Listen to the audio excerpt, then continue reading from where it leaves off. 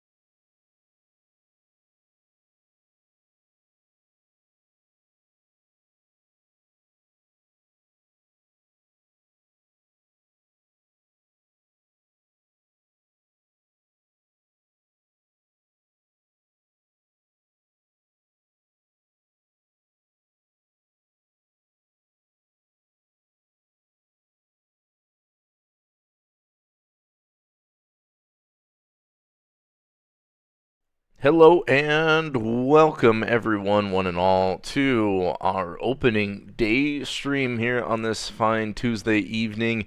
Season 44 is upon us, and I am here to call things. Dustillation is the name. Play on words is the game. Lord Parquad also joining me here in the booth today, calling some balls and strikes. We'll alternate some innings, or however we do. How you doing, Parquad? I haven't chatted with you in a minute. Doing good, doing good. Yeah, excited for another season as always, and another opening day stream with you, Dust. All right. Yeah, we've done a few of these in a row, it feels like. So, S44 will see if it's a good kickoff. I feel like, Voyagers like it when I stream opening day because they win the World Series. Obviously, they're correlated. So, Yeah, uh, it's easily a 1-to-1 right there. easily 1-to-1. But yeah, our first. Well, let's get a reminder, folks. We do have a prediction up and live that Mr. Mike Hool has posted for us over under a total of 10.5 runs. So if it's if it's 11 runs, it's the over. If it's 10 runs, it's the under between both teams. So there we go. we have some milestones potentially coming up here that we'll see on today's stream. We'll check them out. Instantaneous Peter Oatmeal III of the Vancouver Vandals. If we see 4 hits from him in this stream game, he'll hit 1250 on the career. Osmandi's Albies of the San Antonio Slashers, 1 hit away from 1,000. Have to believe that happens this stream, but maybe I jinxed him. Big Vito of the Sloss. I think Vito is retired, is just 5 RBIs away from 600. So last season for DeGumpa there. Stellan Apollo just 1 walk away from 350 on the career of the Detroit Demons. Also teammate of Apollo, Tyler Rogowski, is 1 save away from 50 career saves. Long-time pitcher here for the Aviators, Walrus Jones, is 7 strikeouts away from 2,000. And long-time Aviator as well in the bullpen, Yoj Adov of the Outer Banks Aviators, 7 strikeouts away from 1,000. So those are some of the some of the milestones. Let's take a look at our itinerary. And that is not the correct itinerary. Hold up. I can fix this. There we go. We have the Boise Raptors hosting the Vancouver Vandals. Prediction is up for that. That is primetime one. We do have some Teps on the line.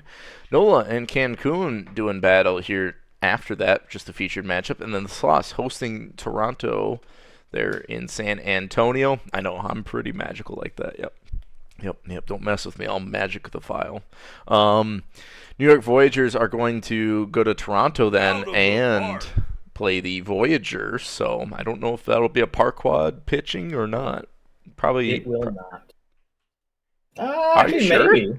Because that'll be game 4, possibly. Well, there's probably an off day on the 24th, maybe, or 23rd. Possibly, could be. We'll see. It could be spicy.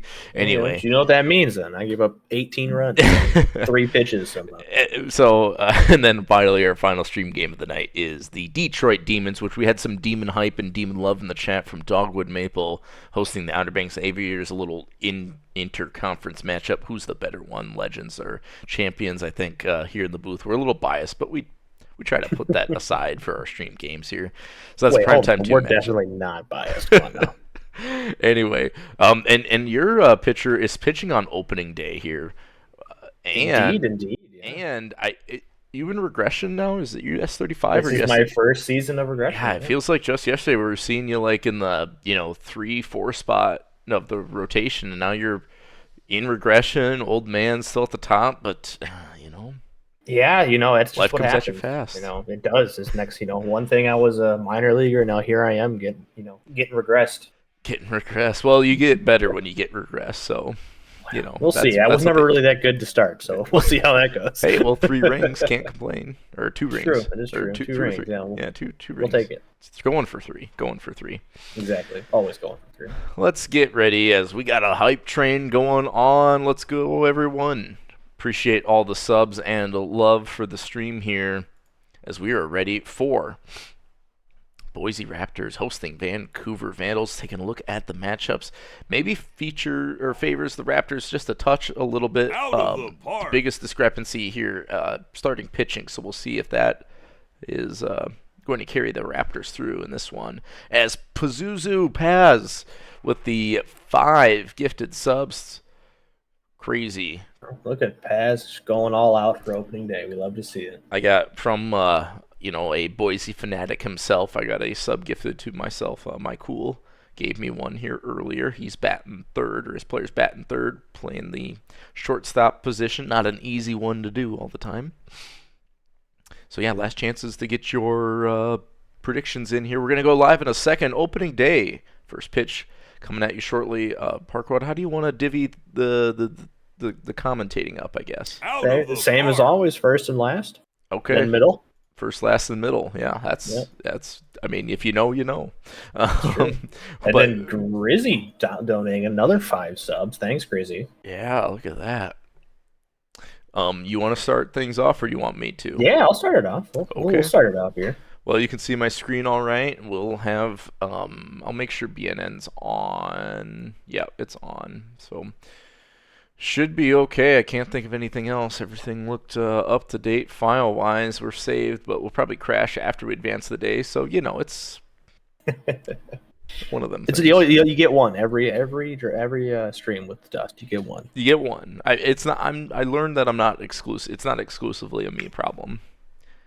It's true. It is not just you, unfortunately. So, That means the game would be a lot more stable. Guest commentator Hank in the background as well. Hank is all fired up and ready to go. All right. Well, let's not let him wait any longer. First pitch coming from Neymar Cove, the southpaw. Take it away, Lord Parker. All right. Against that in southpaw is Kurt Swerve Jr., the new Vancouver Vandal, taking his first swings here in New Jersey. And here we go, and that will be a strikeout for Swerve from Neymar Cove. One down here. Coming up next, we have John Garfield, the first baseman, as he will ground out to Mikool there at shortstop for out number 2. Elwood Hayes coming up, and he'll draw the walk, keep the inning alive here on that full count. All right, Dan King Jr. coming up, and he'll hit that one into left field, and it will get down. So we got runners at first and second here, 2 outs with IPO3 coming up. And he'll lace that one down. Line's going to get to the corner. That should score 1. Will they send the second? They don't. But Vancouver quickly jumps out on top of Boise here, 1-0 here at the top of the first with 2 outs. But Rotor Wash with the goatee will strike out there. However, Vancouver does some work with 2 outs and gets that first run on the board. All right, Boise coming up now. Let's see if they can do something here. Xavier McMagic leading it off, and he'll beat it out. A infield single to start the game there against Ragnar Lothbrick. Then a corner vacuum will draw the full count walk. And Ritus will come up, and he will reach on an error there as King Jr. at second. That's a hit. Oh, they're going to give it to him as a hit. Well, all right, there you go. But then a double play. However, the run will score and tie the game up at 1 here. And then Cove goes down there. Oh, all right, there we go. Barry Allen. Look at that. All right, Boise firing back now with 2 and taking the lead here. Lots of offense after 1 already. And just like that, Allen will steal second, known to do the speedster. And Stubby McGuire will fly out for the final out. But after 1, lots of offense and a 2-1 ball game here for Boise as they took the lead there. Top of the second, we have Gabriel Scudder coming up, and he'll draw the leadoff walk. Chance Grove, here we go. And he will ground to short, and they will turn 2 against Chance Grove. Michael Ferris Brewer Jr. will line out to the second baseman there. And just like that, that is a 1-2-3 inning there for Neymar Cove. All right, bottom 2 we go now for Boise with Daisuke Nakamura coming up. And he will watch that one go by for strike 3. Gonzalez Jr. coming up now, the left fielder. And, oh, there's that animation, the dive when it's not needed. You know that means it's going to be an error. But they get the force at second there from McTavish, but he will reach. But McMagic will then go ahead and ground out to second to end the inning. And top of the third, over to you, Dust. Okay, 2-1 lead for the Raptors. Vancouver bats on the road up. Leadoff man Kirk Swerve Jr. is going to fly out to right field. 1 down. Favorable count for John Garfield, but Garfield's going to ground it out to corner vacuum. We're going to see next inning. 2 outs, Elwood Hayes singles to keep the inning alive. Hayes with a walk and a hit. Bring up Dan King Jr. had a hit earlier and make that a 2-for-2 day. And then runners on first and second. 1-2 count for IPO3. Had an RBI in this one, but cannot capitalize with a runner in scoring position. Strike 3 swinging. We go to the bottom of the third. Raptors trying to add 1 to their lead. 2-1 lead. Corner vacuum. Starting things off with a ground out to the second baseman. No problem for Dan King Jr. And then Papa. He's going to ground out to the first baseman. The U3 makes it 2 outs. 3-1 count for Why Not Cove. And Cove is going to draw a walk. So runner at first for Barry Allen as Cove takes off, but he is gunned down by Gabriel Scudder, who's batting second here this next inning. Nothing doing for the Vancouver Vandals after the walk. 1-2, or for the Raptors, excuse me. Vancouver Vandals up with Rotor Wash with the goatee, striking out on the check swing as we've got a DAC sub, Cookie Monster, in the house. On the 2-2, Scudder laces this one down the right field line, and that is going to be a stand-up double. Bringing up DH Chance Grove. And Grove with a single up the middle. That should score the runner. No. We'll put runners at the corners with one down. Michael Ferris Brewer Jr. with an opportunity, and that is a gap shot to left center. That will score catcher Scudder from third. And going all the way around from first is Chance Grove, the DH. 2-run RBI double by Michael Ferris Brewer. Strike 3. Kirk Swerve Jr. is going to strike out with that runner hanging at second. So 2 down now. John Garfield up. Neymar Cove still out there, and Garfield's going to foul out for out number 3. So a lot of excitement here in the top of the 4th. Vancouver takes the lead back. Bottom of the 4th, we'll see if Boise can reclaim it. That is going to be a Barry Allen ground out to the shortstop for 1 out. Strike 3. Stubby McGuire up, will strike out. Swing and a miss. 2 down. Dachi Nakamura now up, will line this one to the right field gap. That's going to one-hop the wall. Not stopping at second, going for third, and that's why you don't get the third out at third, folks. Nakamura struck down by the arm of center fielder Swerve Jr. in the relay throw. 3 down here, no runs for the Raptors. Top of the 5th with Elwood Hayes striking out. 1 down. Now Dan King Jr. is up, and Dan King Jr. is going to single, so King Jr. with a 3-for-3 day. You'll take that. IP03 checks his swing. Not sure why you're swinging much on a 3-0, but that'll put runners on first and second after the walk. Rotor Wash with a goatee gets this one to third, and that is going to be a 5-4 fielder's choice. Runners at the corners, 2 down, full count. Catcher Scudder cannot capitalize, and so that will do it.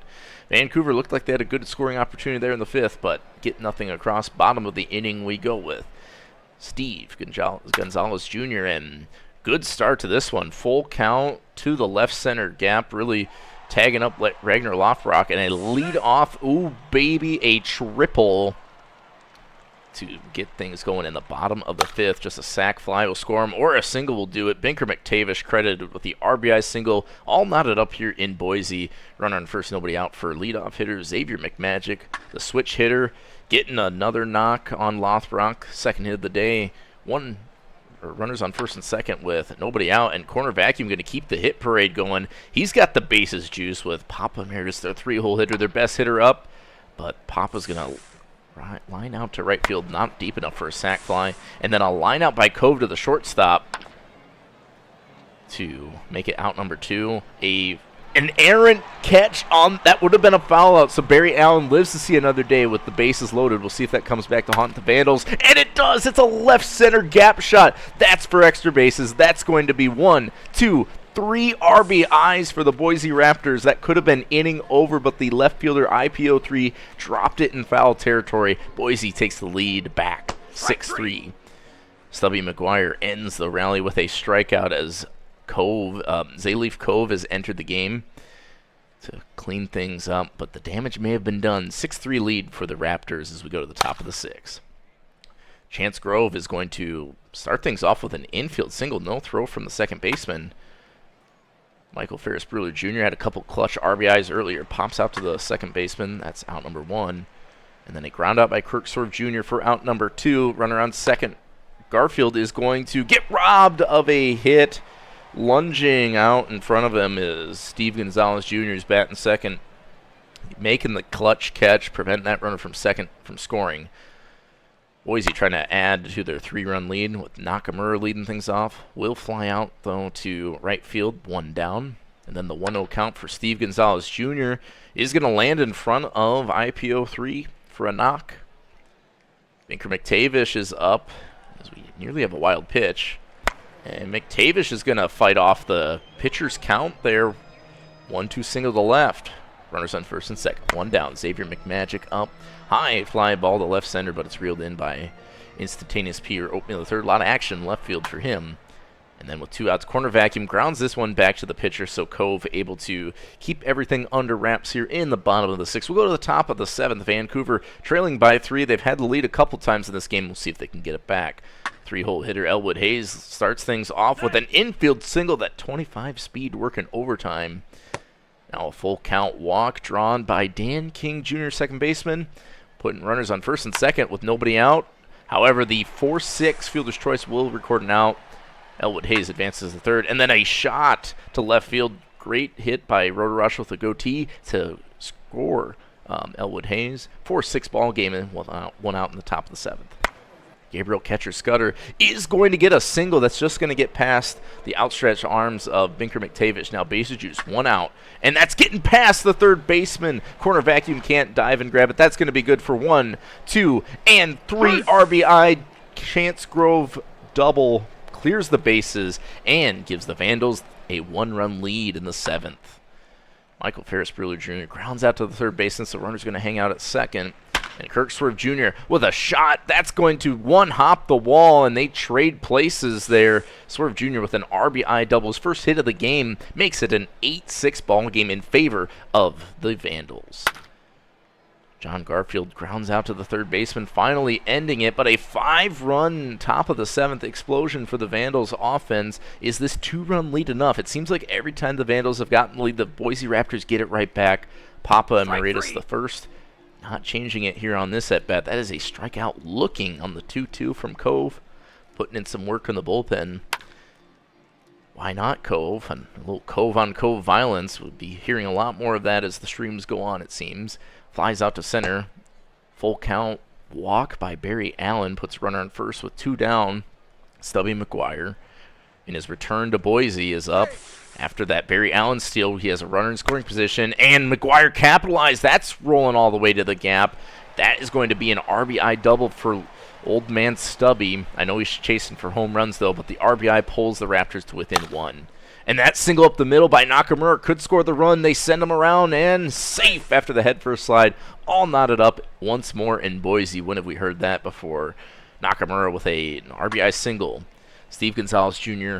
will ground out to the second baseman, and Lord Parkwood, I think I got my money's worth on this call here, these last 4 innings. Why don't you take it over here in the top of the 8th? Yeah, I think we both are definitely getting our share so far here. Top of the 8th we go. Starting it off with an Elwood Hayes walk. And if you're a Vancouver fan out there, that's a good way to start it. But, ooh, the Mr. Consistency of today's game goes down finally. His first time that he's gotten out all game. All right, IPO3 will fly out to the shortstop there for 2 outs. See if Rotor Wash the goatee can do something, and no. All right, he will fly out to the third baseman there. Bottom 8 we go now, leading it off with the 9-hole hitter, Binker McTavish, for the Boise Raptors. And he will start it off with a hot shot single into left field here against Fring. All right, and the next hitter up, 2 straight singles as they won't send the runner to third. I would say wise one there from McMagic. Ooh, and that one's hit hard in the deep right field, and that will be down in front of the right fielders. It looks like he just overran that one. But 9-8 now here in the bottom of the 8th for Boise. And Ritus will come up, and he'll watch that one go by. I thought it was a home run. I definitely thought it was as well, the way that looked like it. And then Cove will go down swinging. All right, let's see if they can get out of it here with just that 1 run, and it looks like they will, and they indeed do. So it's still very much a winnable game for Vancouver, but they have their last 3 outs to get at least 1 run to either tie this ball game up or more to get the win. As Berger stays in here, is working on a little bit of a deep save here if he can get this. Actually, it'd be a win here if he gets this one. Strike 3. Well, he starts it off good, strikes out the first 2 batters here in the top of the 9th. All right, Michael Ferris Brewer Jr., their last chance. 2-2 count, 2 outs. And he will strike out the side. Josh Berger finishing it off strong here for a absolute barn burner of a game. 9-8 in favor of the Boise Raptors. Well, I'm not going to speak for everyone in the league, but personally, I was a little skeptical on this primetime 1 matchup here, and it made me eat my words. What a fun game to watch. I mean, really seesaw affair. It was back and forth all day long. Yeah, so it's one of those where it's, the primetime games usually always find a way to make it interesting. So take a look at the box scores here. Barry Allen is going to be your player of the game. Josh Berger getting the win here, and Fring the loss. So let's take it around the league, but we better save because I get the strange sensation that we're going to crash if we advance the day. Pathfinders and Sloss. You want to take us through it, Mr. Parkwell? All right, Pathfinders and Sloss, another big offensive day here, 15-8 in favor of Toronto. As on Toronto's side there, you look at all of that offense from Mills, Pilsudski, Brinkley, and Love, as well as the bottom of the lineup with Katter and Ixon also going off, as everybody but the top hitter, Dinamite, getting on base there for Toronto. On the other side, though, San Antonio also had a big game. Everybody in their lineup did get a hit, with big days from Albies, 10-minute version, and Zane Cole, with Bartholomew Brown there at the bottom of the lineup, keeping it going there as well. Going down to the pitching here, it's like Starscream and Quest did not have the best starts of their season, hopefully. Cramblin getting the win in relief, and then Quest taking the L for San Antonio.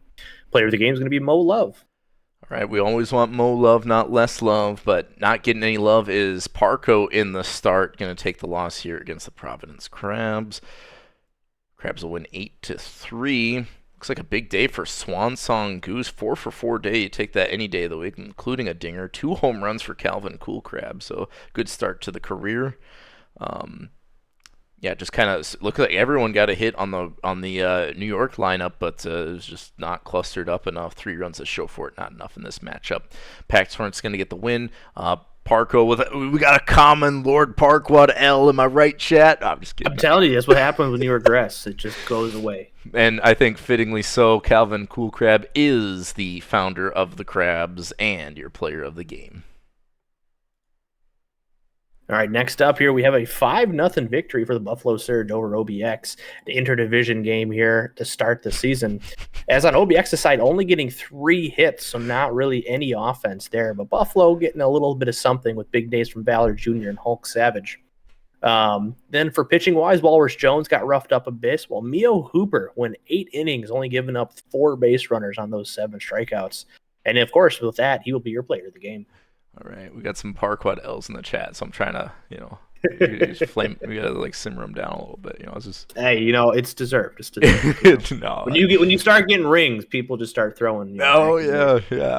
Well, mine's getting a little rust built up on it. So we got the Indianapolis Apex shutting out the Detroit Demons, holding them to just 3 hits. Look at Nitro at the top lineup with a 3-hit performance, and rookie here, Marcelo Reyes, with a 2-run homer, maybe it seems, or at least 1 homer. Jew the Jew also with a solo shot. Stun Gun going to get a great win here. 7 innings, no earned, 6 strikeouts, and Hugh Man the loss. Stun Gun, your player of the game. All right, next up here, we do have an extra inning affair that was 0-0 going in to the top of the 10th as Seattle gets the 2-0 victory over DVS. It looks like DVS had a couple costly errors there from Kuma and Verrero, but not offensive game whatsoever. As from Seattle's side, it all comes from Shia Miss and Theo Allard. Looks like Allard hit that top of the. Looks like Allard. Yeah, Allard hit the home run there, 2-run shot to give him that lead in the top of the 10th. Irma Gerd and Johnny Tsunami both having great starts, but like I said, a very low-scoring affair. Laharm James will get the win, and CC Bouchard will get the save, and Petrovic the loss on DVS's side. Player of the game will be Irma Gerd. Okay, and the New Orleans Rougarou may be surprising a few people here. They're gonna win 6-1 against the defending World Series champion. So maybe a little bit of a off the DM twitchy. He was I still in a lot of ways consider him my GM from the Hepcats days, and I'll have to ask maybe on a little World Series hangover here. Everyone getting a hit there. We've seen that a few times, but look at that lineup of New Orleans. Everyone's getting a knock. Beecham Braves, Danny Brennan, some old savvy vets, along with some younger guys that are grabbing the torch like Emmanuel Bang and Sad Fakar. Pitching wise, it was Lycan in the start getting the win. I think that is Phillies fans player. So starting out, I don't remember. I think this is the first rookie season. So good start. He may have been in last season. Was he in the bullpen last season? I think he was in the bullpen. I think it's the first time in the rotation, so it's a good start. Correct, yes. Matt Stroh taking the loss, and Fenrir Lycan, your player of the game. All right, next up here, we have another low-scoring affair, a 3-0 victory for Lunar Base over the Nashville Stars. 10 hits there on Lunar Base's side with a few multi-hit games there from Alvarez, Chains, and Boyan. Nashville side only getting those 4 hits, with 2 of them coming from Salamanca at the top, but a very low-scoring game indeed. Going down to the pitching here, we now have HOR Hypocrites getting the win and Marston the save, with Donahue taking the loss for Nashville. And your player of the game will be HOR Hypocrites. Yeah, so some low scoring games, all things considered, in the Champions. A little bit higher scoring games in the Legends. Kind of interesting. Let's switch it over to the minor league games where we have, this can't be right, the Flamingos won? Let's start out with the Kingpins, though. 4-2 victory for the Chicago Kingpins over the Anchorage Wheelers. Check things out. Looks like Alexi Alexander at the 9-hole spot with a 3-run dinger to do all he can and propel that offense. Panda there with 2 solo home runs. That red Panda, yeah, not 2 solo home runs, not enough. You gotta get people on base. Heiderschied's going to get the win and will be your player of the game, as Guy Manuel is taking the loss. But a solid day for the Chicago Kingpins all around. All right, next up here, we have the State College Swift Steeds taking on the Ranas. 10-4, big victory there for State College. On Puerto Rico's side, they did get 10 hits, but they couldn't do anything with them, really. 3 hits from Coven Thomas with a 2-hit game from Tex Justice Jr. On State College side, everybody getting on base, everybody contributing here. You have multi-hit days from Joy, McCringleberry, Fasaro, and then 3 hits from Yupi. But yeah, with McCringleberry having those 5 RBI as well as Yupi. Going down the pitching here, Arya will take the loss. McChapperson with the win, and your player of the game will be Hingle McCringleberry. If I know Arya, though, that's only going to fuel a Hall of Fame pitcher. They're going to take those losses and just be an absolute fiend. And I just hope Arya's Recreate doesn't find their... Or wait, are they in the Legends East again? I'm going to be sad. Anyway. Well, they'll find a way to hurt the Crabs either way. I'm sure. They always do. It always hurts. But yeah, it's a new season for the Flamingos with dust streaming, and it's a good start, unlike normal. 10-4 victory for the Florida Flamingos over the Brew City Bears. Big offensive day. At the bottom of the lineup there, the 7, 8, 9 hitters getting it done with a bunch of hits, 5 RBIs for Riston. Some fresh names in here I see. You know, maybe it's the... is Anik with you now in Florida? He is indeed. So it's the Anik factor. I don't know what that Parkwood guy was doing, but hey, his first season, we got the first overall pick, so it's a mix of both. That's okay. I guess I'm a little 1 season removed anyway. Well, it's like the John Gruden, Oakland versus Tampa Bay debate, right? So D. Hernandez 3 hits there. Niall Patterson and Hound Streamer, shout out to Laptop Hound, getting it done on the Brew City side, but 4 runs not enough in this matchup. They had some good hit counts, just nobody on base. Stoner gets the win for the Flamingos. Leah Squirrel the loss, and Leon Riston, name I'm not familiar with, maybe a relatively new creator, new player. Rookie, yeah. Yeah, rookie. Player of the game. Good way to start out the career, baby. That's what we like.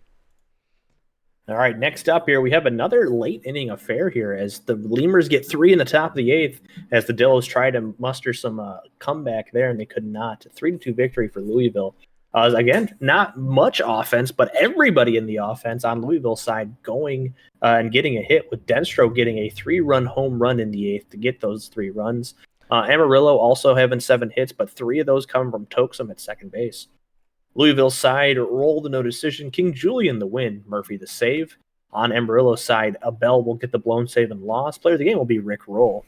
It's like the worst relief pitcher stat line ever is when you get the loss and the blown save. It's just like it's like in Crash Bandicoot when you miss the boxes and they like throw them on top of your head because you missed all those boxes. It's like that. Anyway, California Firehawks, Kansas City Hepcats. Hepcats are going to win 5-2. 4-for-4 day for Archer, so you can't fault him. Just not anyone getting on base to help him out. Looks like a good game for Thriller and Shaw Dynasty. Pitching in this one was Glorbenspiel going to get the start and the dub. Schlossberg the loss. Ziegler the save. And Damian Thriller of the Hepcats, your player of the game. So, Yeah. Reminder here while we save and crash and then reload, we have a prediction up. This is going to be the Cancun Toros hosting the New Orleans Rougarou. Rougarou with maybe a surprise road win in Game 1 of the series. We'll see if Game 2 goes any differently. Over under 2.5 total home runs, but maybe Enoch fixed the file. We can pray only to the Enoch. Oh, what? It didn't crash? Hey, we still got a lot of time left. If we can get through the whole stream, then we're good. Feel free to not save. Oh no. Oh no. I'm sorry, Double Dub. I didn't do my sub-pixel manipulation. All right. Let's get ready to cue it up. Toros hosting the Rougarou. I suppose I'll take the first couple innings here. Starting in this one, Ike Sampson for the Toros. Brian Eshelman Jr. So a lot of rookies in the mix now, or young players in the mix for the Rougarou. That's how they've been kind of. Neek, you won the first game, bro. I don't know what you want. I mean, usually that's like all the Flamingos get when I sim is like 7 games, they get 1 win. Hey, sometimes one's all you need. Is Wheeler pitching? Never mind, we're good. Oh. Nah. We're good. Pain. I don't know. I'm reading the chat as it's going. There's a lot going on. I appreciate everyone joining again for opening day. It's been a lot of fun. Last few seconds, I'm going to sip a little water, make sure to hydrate. And last few seconds here before we get into the game. And Parkwell, if you got any other thoughts on this game, it seems a little one-sided to the Toros. But like I said, game 1 went to the Rougarou, so it could be. Yeah, I'm just excited to see the Flamingos that are calling up, like Manuel Bang and Jefferson Steelflex coming out and having a good season there for NOLA. Well, Bang was Rookie of the Year, right? Yeah, I believe so. For the Rougarou, so definitely someone to build around. And obviously, it was a former Crab GM, long time. Actually has the longest total number of seasons GMing in Crab's history. I say now Steelflex will come back to make it a back-to-back Flamingos getting Rookie of the Year. Ooh, all right, prediction. And speaking of, predictions are closing soon. Thank you, Michael, for modding and keeping things rolling. Been a mod for a minute, just like Parquad's been a co-host of mine for a minute. It's been good. Let's get to it. Ike Sampson, righty on lefty action as Manuel Bang steps into the batter's box. And here we go. 1-0 count. Looks like a very nice day in Cancun for baseball in the mid-60s. That's Fahrenheit because we're in America. I mean, Mexico. I don't know. What are they? Anyway, full count to Danny Brennan after Manuel Bang grounds out to second baseman. Brennan will strike out in the full count. Ike Sampson had to earn that one, striking him out in pitch 7.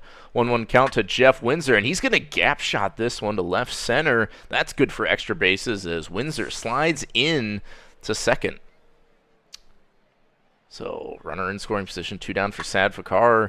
Fakar gives this one a ride, but it hangs up in left field, and that will be caught by left fielder McGillicuddy. Looks like a rookie there. Ending the inning. Bottom of the first we go with Lauren Jackson, shortstop, leading things off. Jackson, what a shot there. That's going to bounce into the bottom of the wall. Jackson's not stopping at second. He's heading into third with a head-first slide.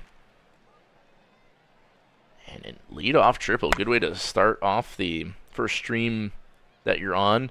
Blue Sky not deep enough for the sacrifice fly, but John Jacob Jingleheimer Schmidt singles past the first baseman to score. Lauren Jackson 1-0. Or 1-0. That doesn't make sense. But 1-0 lead for the Toros. Greenwald grounds out the second baseman. Runner gets to second. Tony Sims up, draws the walk on the full count. So Eshelman trying to clamp it down, and will do so. Unruly Rowdy Diamonds are clear, not cloudy, grounding out to the shortstop for out number 3. So a lot of action for the Toros, but only 1 run to show for it. They had the lead going to the top of the second, just in case. Catcher for the Rougarou, striking out swinging. That's 1 down. As we get to Jordan Beecham Reyes, who strikes out in the big hack there, wanted it all.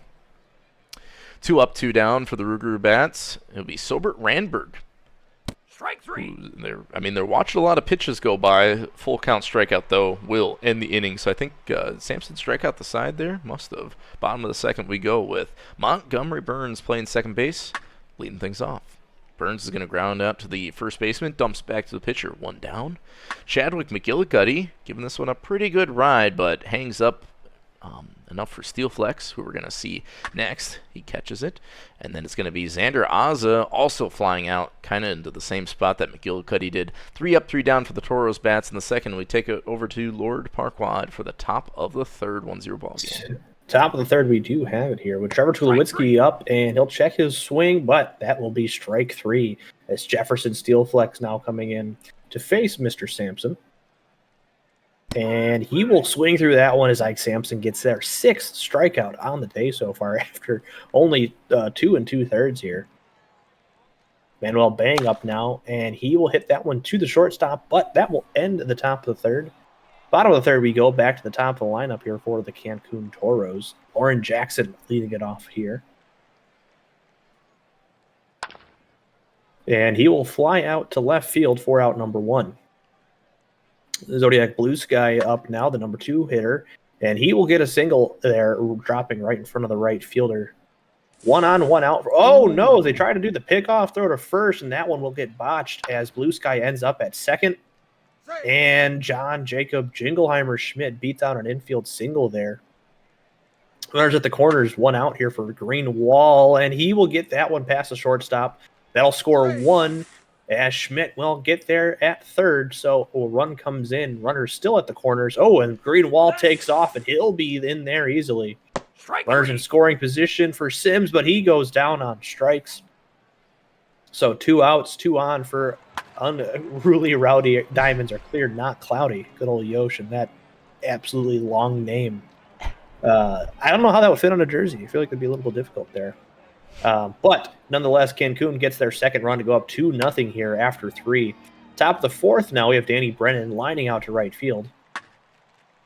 And then Windsor takes that full count pitch, but right to the left fielder for out number 2. Fakar coming up now. And he'll hit that one into left, but the shortstop able to range over and get the out.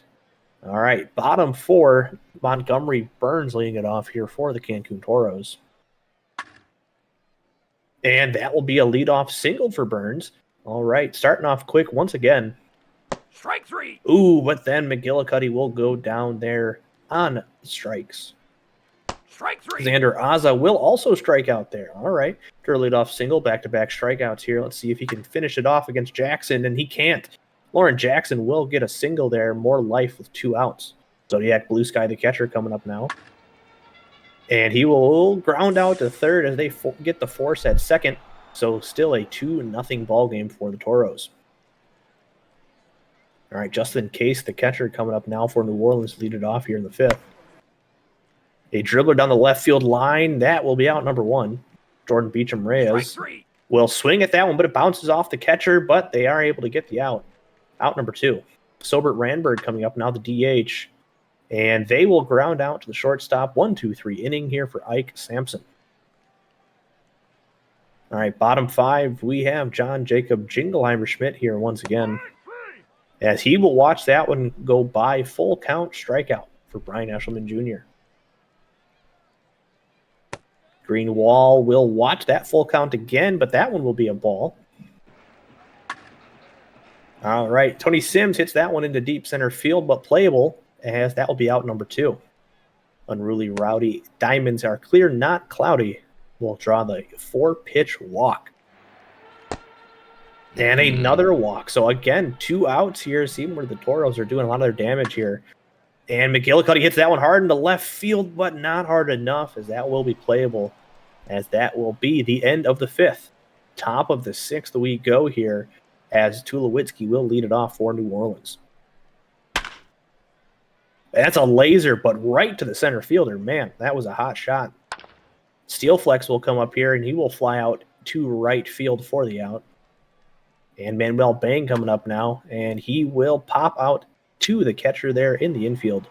Another 1-2-3 inning there for Sampson.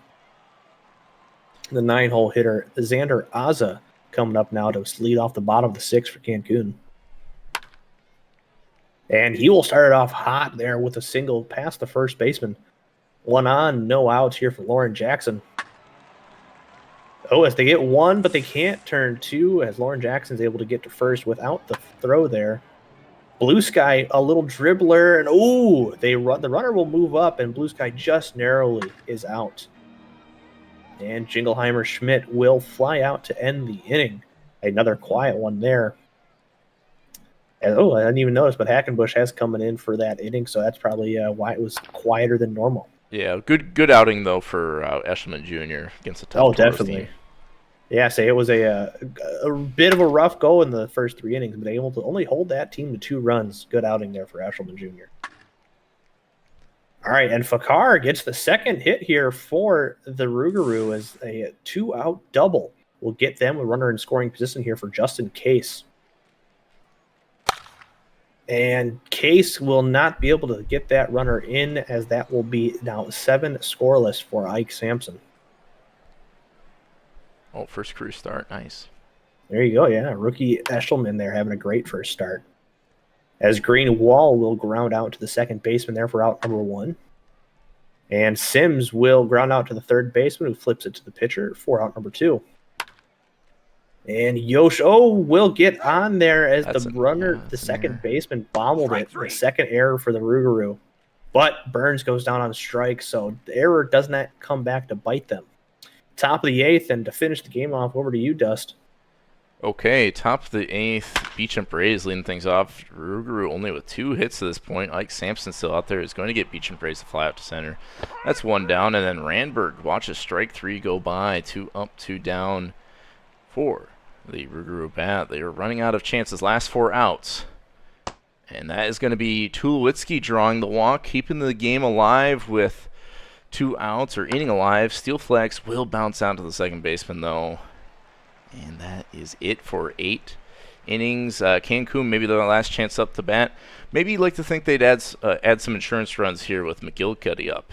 3-1 count, and Chadwick McGillicuddy, another rookie, I believe, is going to pop up and out. Xander Azza with 1 down flies out directly to center fielder Steel Flex. Lauren Jackson draws the walk. As we see, it looks like the Voyagers broke up the no-hitter there. And I think that was a perfect game going into the 8th. But Blue Sky strikes out looking there for out number 3. We go to the top of the 9th. And we have no home runs to this point, so the under's feeling pretty good, as this could be the last half inning that we see. A leadoff double, though, from Manuel Bang is going to make things interesting. Danny Brennan cannot bring him around. That's a fly out to left. 1 out, runner in scoring position for Windsor. Windsor draws the walk on full count, so Sampson's day is done. Neggs is out there now. Ryan Neggs, full count, strikeout of San Fakar, the 4-hole hitter. That's a big-time strikeout. Justin Case, though, is going to gap shot this one to left center. That's going to score 1. Do they send the other runner? They do. And we have a tie ball game in Cancun with some clutch Justin Case hitting. Poor Neggs. Oh, no. Beecham Braves, though, pops up to the second baseman. So Ike Sampson with a masterful start in this one. Won't get the decision here. Bottom of the 9th. Do we have some free baseball in store? Not unless John Jacob Jingleheimer Schmidt has something to say about it. And he might just first pitch solo home run walk-off to win the game. Oh, my God. Oh, man. 487 to dead center field. 487? He said, all right, we're done with this. LBG is just like, you know what? I might not be able to legally see, but I'll hit the ball as hard as I can. Woo! That was one of the farther home runs I think I've seen, and we see it on Game 2 of opening day, Season 44. John Jacob Jingleheimer Schmidt said, I'm done with these bozo commentators. I'm the real ultimate streamer, and just slapped the shit out of the ball. That was... But pay the unders. I don't think you could have timed that any better. I know. He was first pitch, too. He was just like... He's like, I got things to do. I got to get out of here, you know? If he hangs it, you bangs it, you know? Ike Sampson, again, great start, but Neggs is going to get the win here in the blown save. Great start as well for Brian Eshelman. Really got out of some tough situations there against the Toros bats, but player game is going to be Ike Sampson for the winning Toros. Just no decision. Let's take it around the league. Got the Raptors and Vandals. You taking this one, or you want me to? If you could. All right, sounds good. I gotta come down. I gotta come down to earth here. You got to start. Yeah, you got to get the breathing under control. Yeah, Boise starting off 2-0 here against Vancouver as they get those 10 hits there from everybody in the lineup except Nakamura, with big days from McMagic and McGuire there. Vancouver's offense not really kicking up at all. Is the only good part of that offense looks like it was from Dan King Jr. with those 2 for 3. Going down to the pitching side here, we see Riggs will take the loss, Ovechkin the win, and Blizzy will get the save. Player of the game is going to be Geronimo Ovechkin. Okay, and this one, look at this 16-inning game. This would have been a fun one to stream. We are going to see the Pathfinders here twice later. I think actually up next here against the Sloss, right? So see who gets the rubber match series tied at 1-1, but the Sloss get the better of the Pathfinders with a walk-off walk by All Too Well tenement version of the bottom of the 16th against Ermintrout. Wow, a lot of ABs, a lot of plate appearances in this game. 3 hits for Pilsudski there, a couple hits. I mean, a lot of multi-hit games there for the Sloss bats as well. San Antonio starter Salberg, no decision. Cy Duck, no decision for the Toronto start, and yeah, everyone getting thrown out there in the bullpen. Jay Dr. Jr. is going to take the loss. Wendy Marvell, the win. And Joanna Salberg, your player of the game. I do not see any starter because I think they use their entire bullpen, though. I don't see any SP relievers. So that is positive.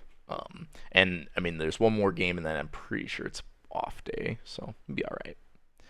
Could be fun, though. We'll see. If we have an extra inning game, we could see it on stream. That'll be up next. Back-to-back 16-inning games. Oh, man.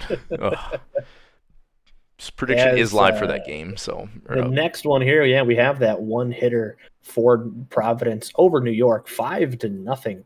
As New York's bats were silenced up to that point. I think what you said was gone into the 8th before anything happened there. It was he didn't have a walk until the 8th either. It was a perfect game up till then. So Daly having a great start there. On Providence side, all but 2 batters there with Cool Crab and Gonzalez getting hits, with Goose having another big game, 2 hits, 3 RBI. Going down to the pitching here, Crawford having a bit of a rough outing, going 5 innings, only giving up the 3, but walking 4, getting up those 6 hits as well.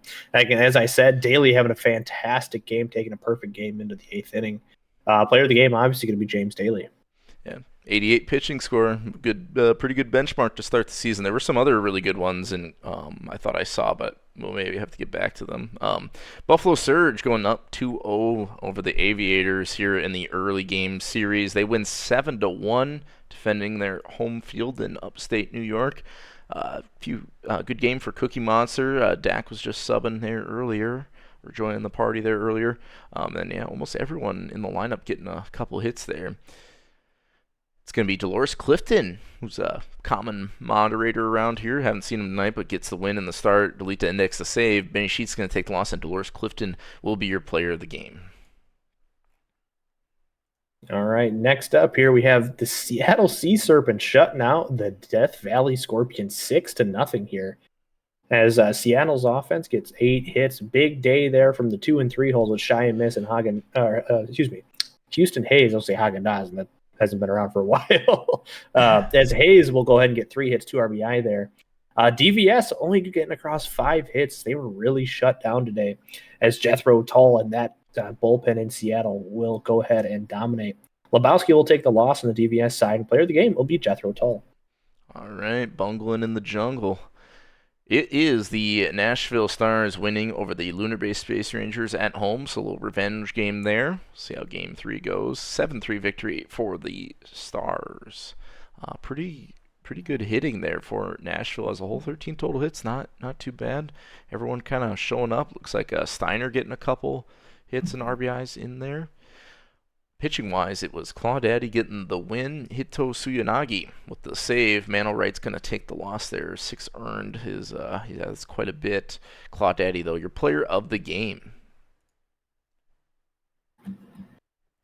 All right, next up here, we have Detroit evening up the series against Indy. 4-1 is another low-scoring affair. On Detroit's side, 7 hits, with 2 of them coming from Vida, and the multi-RBI games from Apollo and Gunk. Gunk coming off that home run. On Indy's side, 8 hits, and as Dustin and I always say, more hits don't matter. As you have multi-hit games there from Nitro, Milligan, and Banana Boom. Going down to the pitching side here, We have Vader Page getting the win and Williams the save. On Indianapolis side, Rove will take the loss. Player of the game will go to Vader Page. And we got a sub from Plague. What's good? 35 months, almost 3 years from Plague. We'll see him on stream a couple times later this season. I believe tomorrow. Oh, yeah, maybe. And we've got the Bears returning things to order, handing the Flamingos a loss 13-1 victory for Brew City. Offense coming in bunches. Did see a couple hits from Southworth and Johnson, but yeah, it was pretty much all Brew City in this one. Look at that, Argent and Torres and everyone just knocking the ball. Not a lot of long balls, but counts all the same. Ford is going to get the win, and Budweiser the save. Green with the loss for Florida, and Thomas Argent, your player of the game. Oh, poor Green. Only one earned in those 6 runs given up. Oh, man. That is rough. But the Dillos will come back to even the series against Lemurs 5-1 in this one for them. As on Louisville's side, no offense outside of Javier Franco, who went 3 for 4 there as the DH for there. Amarillo's side getting 8 hits there with those 5 runs with a 3 hit. They are coming from Mills in the 2-hole. Going down to the pitching here, Mana taking the loss for Louisville and Arcanum getting the win for Amarillo. Player of the game will be Abigail Mills. Okay, we have the Chicago Kingpins going 2-0 on the season, winning 2-0 against the Anchorage Wheelers. Both teams with 7 hits, but and a lot of them coming from Red Panda. Hot start in the first couple games for Panda, but yeah, it's just a few more timely hits on the Chicago side. Not a lot of offense though. Ortiz is going to get the win and will be your player of the game as Crony gets the save. Fisher with the loss. All right, next up here we have another late inning affair as the Firehawks fire back 3 in the top of the 9th to take the victory over Kansas City. On California side, you have Dethrage, or D the Rage is what his username is, will be 3 hits, 3 RBI there, including a 3-run home run there in the top of the 9th inning to give them that lead. On Kansas City side, lots of offense, 11 hits, but unfortunately just not enough, as they have multi-hit games there from Harper, Steve-O, Thriller, and Mathers. Going down to the pitching here, Pitt and Megler, both the Melgar will get the no decisions, with Wakefield and Lord getting the win and save. Catch got a hold, but then Ziegler will take the loss and blown save for Kansas City. Tyler Dethrage will get the player of the game. Yeah, if it's D the Rage, I was always saying Death Rage. I thought that sounded pretty cool, but you know, he's the hero in this one and showing me how to pronounce his name. You will remember my name. You got to have a little bit of the, the flair de Thrage, you got a little bit of something on it. Ooh, I like the something. We've got the Puerto Rico Ranas with something here, a win over the Swift Steeds 5-4 victory for Puerto Rico. Look at that, Barry with 4 RBIs and a couple of hits. Might be player of the game. I don't know. I didn't look that close, to be honest. And then a few hits for Hayden Andrews Jr. Pitching-wise, it was Bones taking the loss here, giving up all the runs. Crown Pool, with the start, did throw very well, but got pulled pretty early. Maybe is going to get the win, and Griffin Berry, your player of the game. So that is, I think we did all of our minor league games. Let's advance today and get ready for our third stream game. Another featured matchup here, if I'm not mistaken on the schedule, is going to be the Toronto Pathfinders visiting the San Antonio Sloths. And Parker, I don't know. I kind of obviously have a little pulse in the league from streaming and GMing and stuff, and it kind of feels like in the Legends, there's kind of 5 teams, maybe 6, fighting for 4 spots, and this could be a potential playoff preview if San Antonio gets back into it. I would agree, as there's a couple teams kind of hitting that spot of starting to fall out of the playoffs, and you have a couple of the teams like San Antonio, I think, are getting to the point of hitting the spot of getting back into the playoffs. So yeah, definitely a strong contender to see what we might see in the postseason. And last chance to get your predictions, and not too many points wagered on it. We have a fun one. It's the first plate appearance result. Is it going to be an out? Is it going to be a not out? It's very binary in that sense.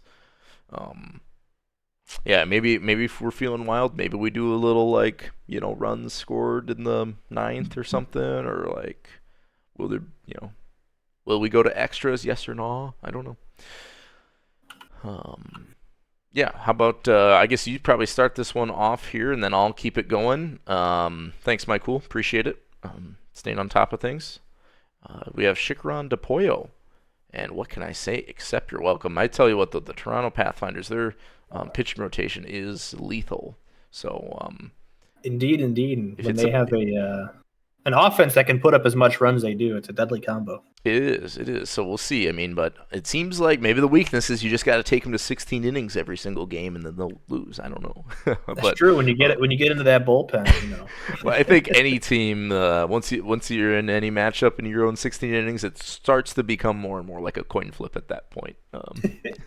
who gets lucky at that point? Yeah. So here we go.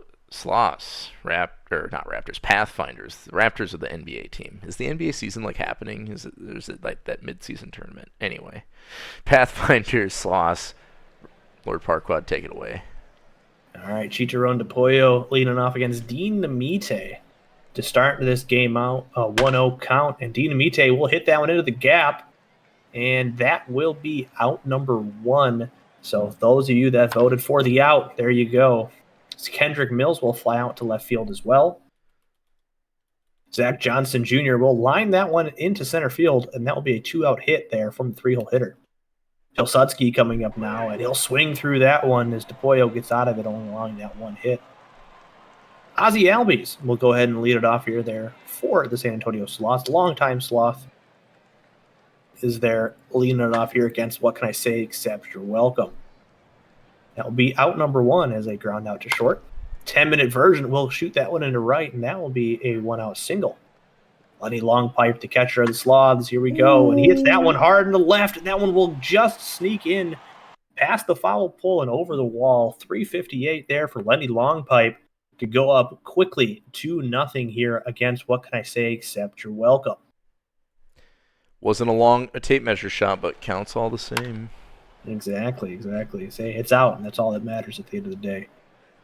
Zane Cold will be out number 2, and Big Vito will fly out in foul territory to the catcher for out number 3.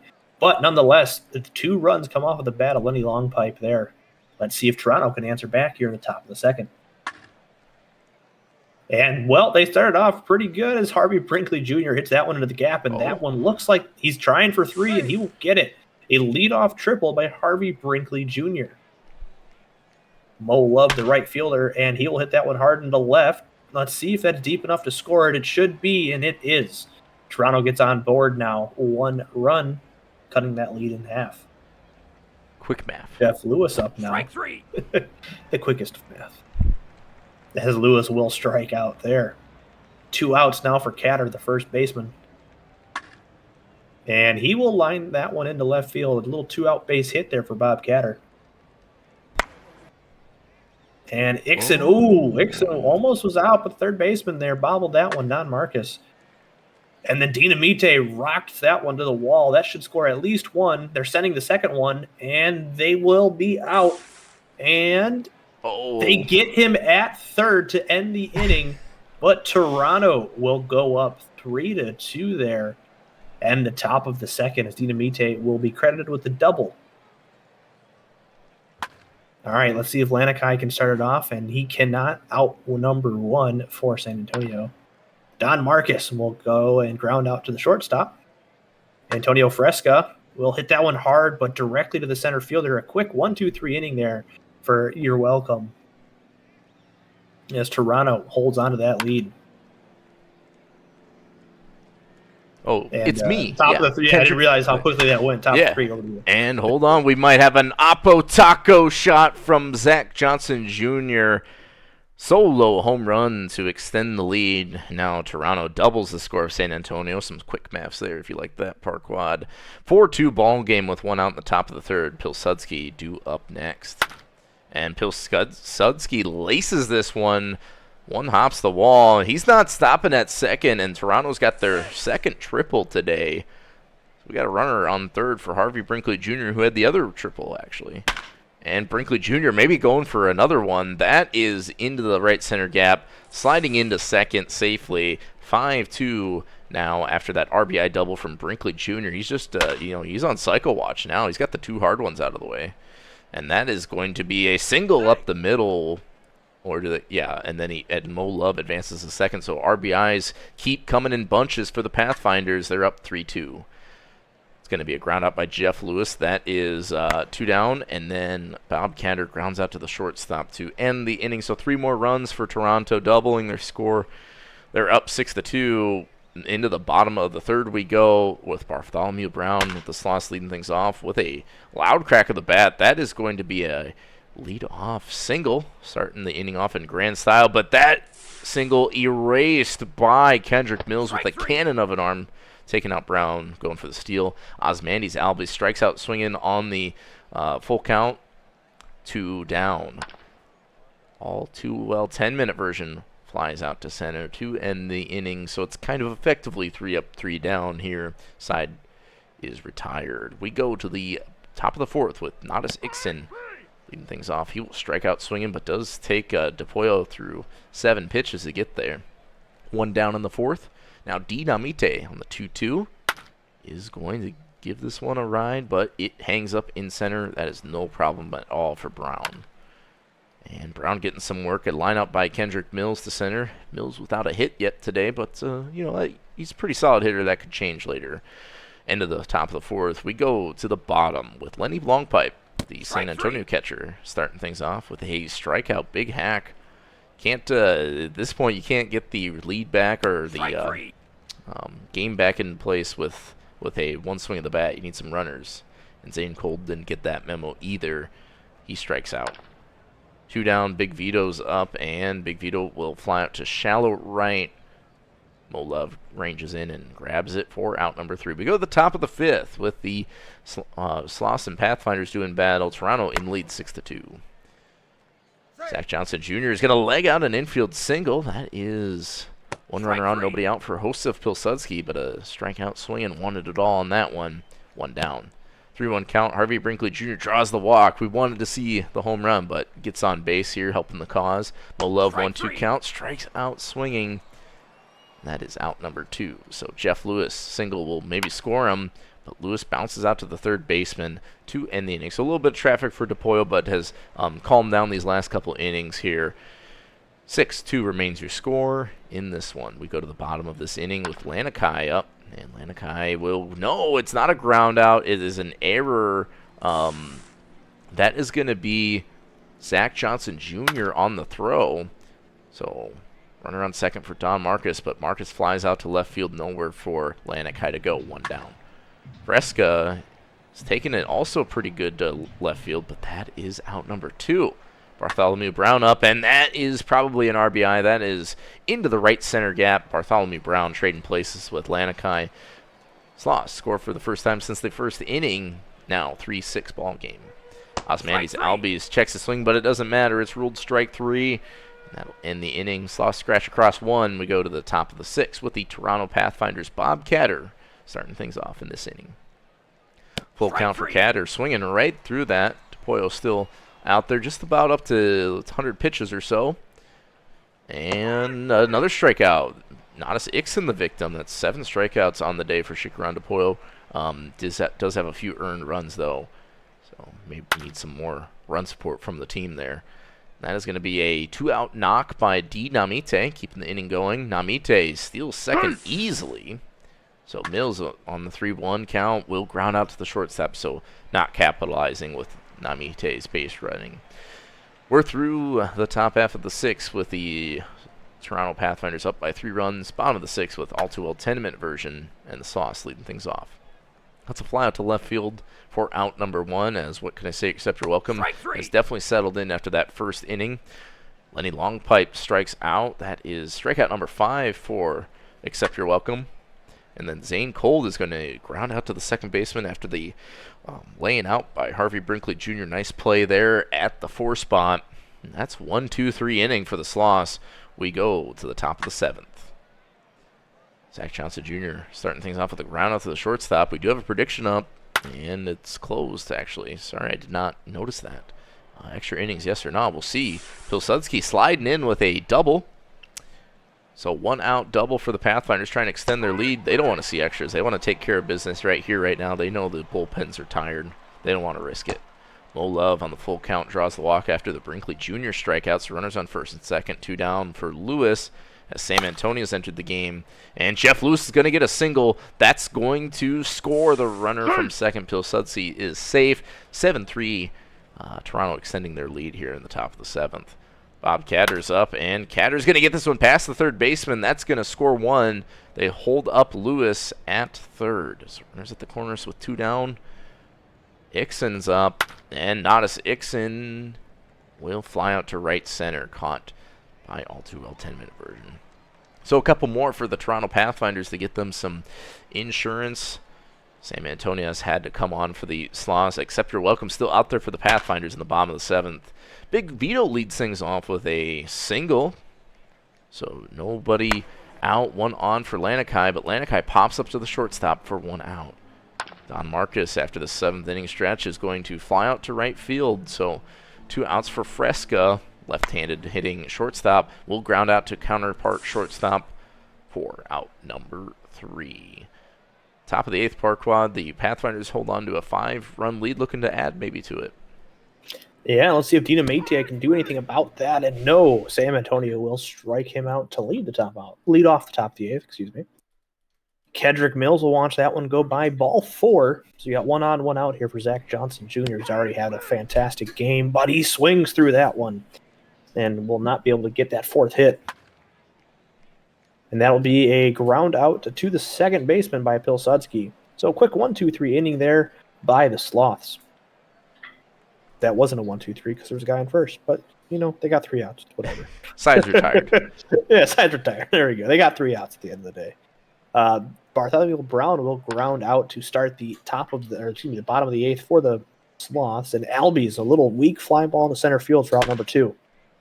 Ooh, but then an absolute rocket to the left fielder, but wow, great play in left there by Pilsudski off the bat of 10-minute version, as that one could have been extra bases for sure. However, top of the 9th, last chance for Toronto to add on some insurance, and they will start it off with a ground out by Brinkley Jr. Mo Love will pop out there into center field for out number 2. And the shortstop, Jeff Lewis, coming up now, as he will get a 2-out single there. A little bit of late life here. Bob Catter coming in. And he will hit that one into right to end the top of the 9th. But 5 are needed to tie it, 6 to win for the Sloths, as they have the meat of their order. The 3, 4, 5 batters due up. Need some magic. And it will start off with long pipe flying out off of Skippinson. Zane Cole up now. And Zane Cole will line out to shortstop. All right, last chance for Big Vito. And he will hit that one hard into center, but not hard enough. 1-2-3 inning there for Skippinson to end the ball game. 8-3 in favor of Toronto. All right, well done by the Pathfinders, winning on the road and coming back after that 16 inning game there that they lost against San Antonio.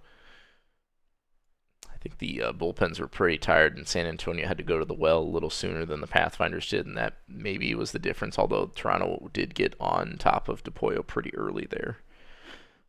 Good game for Zach Johnson Jr. Brinkley Jr. had a double-triple, and then Zach Johnson Jr. also with a solo homer. Long pipe with a bomb himself, but not a lot of offense for San Antonio at the end of the day.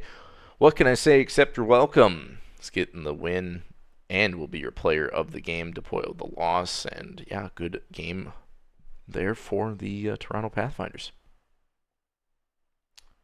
Move it over to Buffalo. They win 8-1, sweeping the Outer Banks Aviators at home. It was pretty much everyone, actually exactly everyone, get 9 hits, and they're all distributed evenly there for the Buffalo Surge.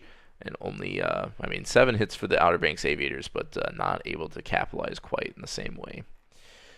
Hangman's going to take the loss for the Outer Banks Aviators, while Louis High on Randall Jr., gets the win for the Buffalo start. Choi with the save, and Randall Jr. is going to be your player of the game. All right, next up here, we have the Voyagers taking a 2-1 victory over the Crabs, a very low scoring affair, only 8 hits in total here.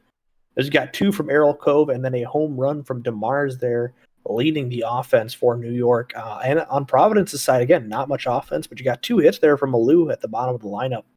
One of those being a solo shot, so good job to him. Patey will get the win here, going 8 1/3, only giving up the 1 run. And then Ness will get the save. Choi will take the loss for Providence, and Patey V2 will be your player of the game. All right, we've got the Vandals coming back in the top of the ninth. It looked like it was well in hand by the Raptors there, but 6 runs in the top of the ninth for the Vandals. They're not going to let this be a sweep here. No siree. Big day for Dan King Jr. The 4 ribbies. Everyone except for Swerve Jr. at the top of the lineup getting a knock and clutching it up there at the end. Looks like Dan King Jr. started things off with a grand slam, and then they were able to score a couple more runs to take the lead. So good day for Nakamura, Xavier McMagic, Allen, and McGuire, but just not able to lock it down in the 9th inning there and come back in the bottom. It will be Wins getting the win for Vancouver. Rodriguez the save. Tiny Chef, no decision to start. Jackson, no decision to start for Vancouver. Otani is going to take the loss. And your player of the game, Dan King Jr. of the Vancouver Vandals. We saw that one, so we go over here. Toros. Next up, we have the Toros taking a late victory. Well, not late, but the Rougarous almost came back late. 4-3 in favor of the Toros. On the Rougarous side, all of their offense there coming from Fakar in the middle, with Beecham Reyes also having 2 RBI. Cancun side, 7 hits, so able to get more than the Rougarou, excuse me. But then 2 hits there from Jackson at the top and Burns towards the bottom. Going down to the pitching here, Lizzie Mitchell will take the L for the New Orleans Rougarou. Montaigne the win for Cancun, negs the save. Player of the game will be Nova Montaigne. All right. We have the Sea Serpents sweeping on the road. The Death Valley Scorpions. Not sure many people saw this one coming. Seattle going to start out their season 3-0 after this 5-2 victory over DVS. That person, Jacob, getting it done in the middle of the lineup. They're just really opportune with their at-bats. On the Death Valley side, Ray Card getting a few hits, as well as different Dan King, Daniel King at the bottom of the DVS lineup, but everything a little too scattered. Max Power, though, got to get his home run. First one on the season for a storied career from so far from Power. It's going to be Stryker Jr. taking the loss, the Death Valley starter. Sorry there, Ryan. On the Seattle side, Cookie, no decision. Bear version 2.0 with the win, and Laharm James with the save. Ryan Stryker Jr., player of the game. No, right, Enoch, you're wrong. It's always Apex season, am I right? Zoomy boys, let's go. As they will get their second victory over Detroit here, 7-5. Big offensive day there for Indianapolis. As on the Detroit side, that bottom 3 in their lineup kind of shutting it out. But you got Burnside and Apollo, their 3-4 hitters, doing work. On Indianapolis side, stringing everything out across the way, but just doing it just enough to get the win. You have Cal Pico with 2 hits, and then the Jew, and McKenzie getting 2 RBI apiece, with Ileshu getting 2 as well. Going down to the pitching side, we have Bader will take the loss, Montgomery the win, Simiskelis Jr. the hold, same as Vander Honken, and then a save from Beta Chapler. Player of the game will be Larry B. Burnside. All right. It is the Space Rangers winning 3-1 over the Nashville Stars. They're going to get the series here. Pretty low-scoring game, though, in Nashville. 3 hits for Skumina, Hokovado, a couple for Kelly, Alvarez, Blair Boyant also with 2. Just enough to drive that offense. Only 3 total hits for Nashville. Yaboa with a home run. That was pretty much all the run power they had in this one. Krispy Kreme, shout out to Master Sheep, goated updater. He's going to take the loss though in this one. Never takes an L when he's updating, though, I'll tell you that. Allegra Macarena is going to get the win here. 7 innings, 12 strikeouts, nice outing. Marcia with the save. And Allegra Macarena is your player of the game. And that will do it for majors matchups this sim day. Let's check out the minor leagues. Whoa, Parquad, Anik, mostly Anik. What's going on in Flamingo Town? Flamingo Town is unique. That's what happened. They decided not to let me have it. 8-0 here for my Florida Flamingos. 16 hits from the offense. Only one player not getting on base. And then have a huge day there from the rookie Southworth getting 4 hits and tons of multi-hit games across the lineup there. And then on the other side, unfortunately for Bruce City, only 3 hits from that offense as they could not push across more against Jashawn will get the win. Went 6 2/3, 8 Ks. And from the Bruce City side, McIntosh will take the loss. Player of the game will be Jashawn. Not a bad outing, though, from McIntosh. Just Flamingos built differently. It's going to be Hepcats winning 6-3 over the California Firehawks. They're going to take the series 2-1 on the season so far. Archer trying all his best. He's had a pretty good little series here. Phillips, a couple hits there, but California, 3 runs to show for it. Not going to get it done in this matchup. Shadiacy with a couple hits, 3 RBIs, helping drive that Hepcats offense. Thriller, Mantle, or Steve-O. The usual suspects getting it done. Porkman is going to get the start for the Hepcats. No decision there. That decision will go to Jacker, who somehow gets a blown save in the 8th inning. Conkling's going to take the loss for the Firehawks, and Bob Porkman will be your player of the game. All right, next up here we have the defending champion Louisville Lemurs taking the 5-3 victory over the Dillos. And on Louisville's side, they will have a few folks there with multi-hit games, including Bullworm and Javier Franco. On Amarillo's side, getting big days there from the 1 and 2 hitters, but not much else outside of Wolfington Jr. at catcher. Going down to the pitching side here. Where am I at? Oh, here we go. We have Nex getting the win, Murphy the save, Libreth the no decision, Man the loss, and player of the game will be Nex. All right, and we have the Kingpins sweeping the Anchorage Wheelers in the opening series. They win 4-0 over the Wheelers. Looks like Murphy the second with a 2-run homer helped drive that offense. Couple hits from Scotty, the man, the myth, the legend, Sterling. And then on the Anchorage side, also getting 8 hits like the Kingpins, but not timely enough on their end. It's going to be Cove with the loss, Jose 43 with the win, and is going to be your player of the game. Ruggsy with the Heelys to save.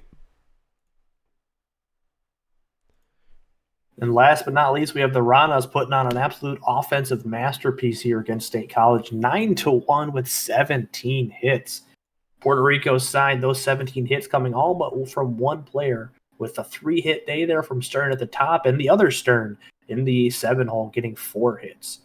State College's side only mustering 6 hits, but coming from both Joy and Weller, most of them. Solo will take the W for Puerto Rico, and Belong With Me will take the loss. Player of the game will be Steel Stern.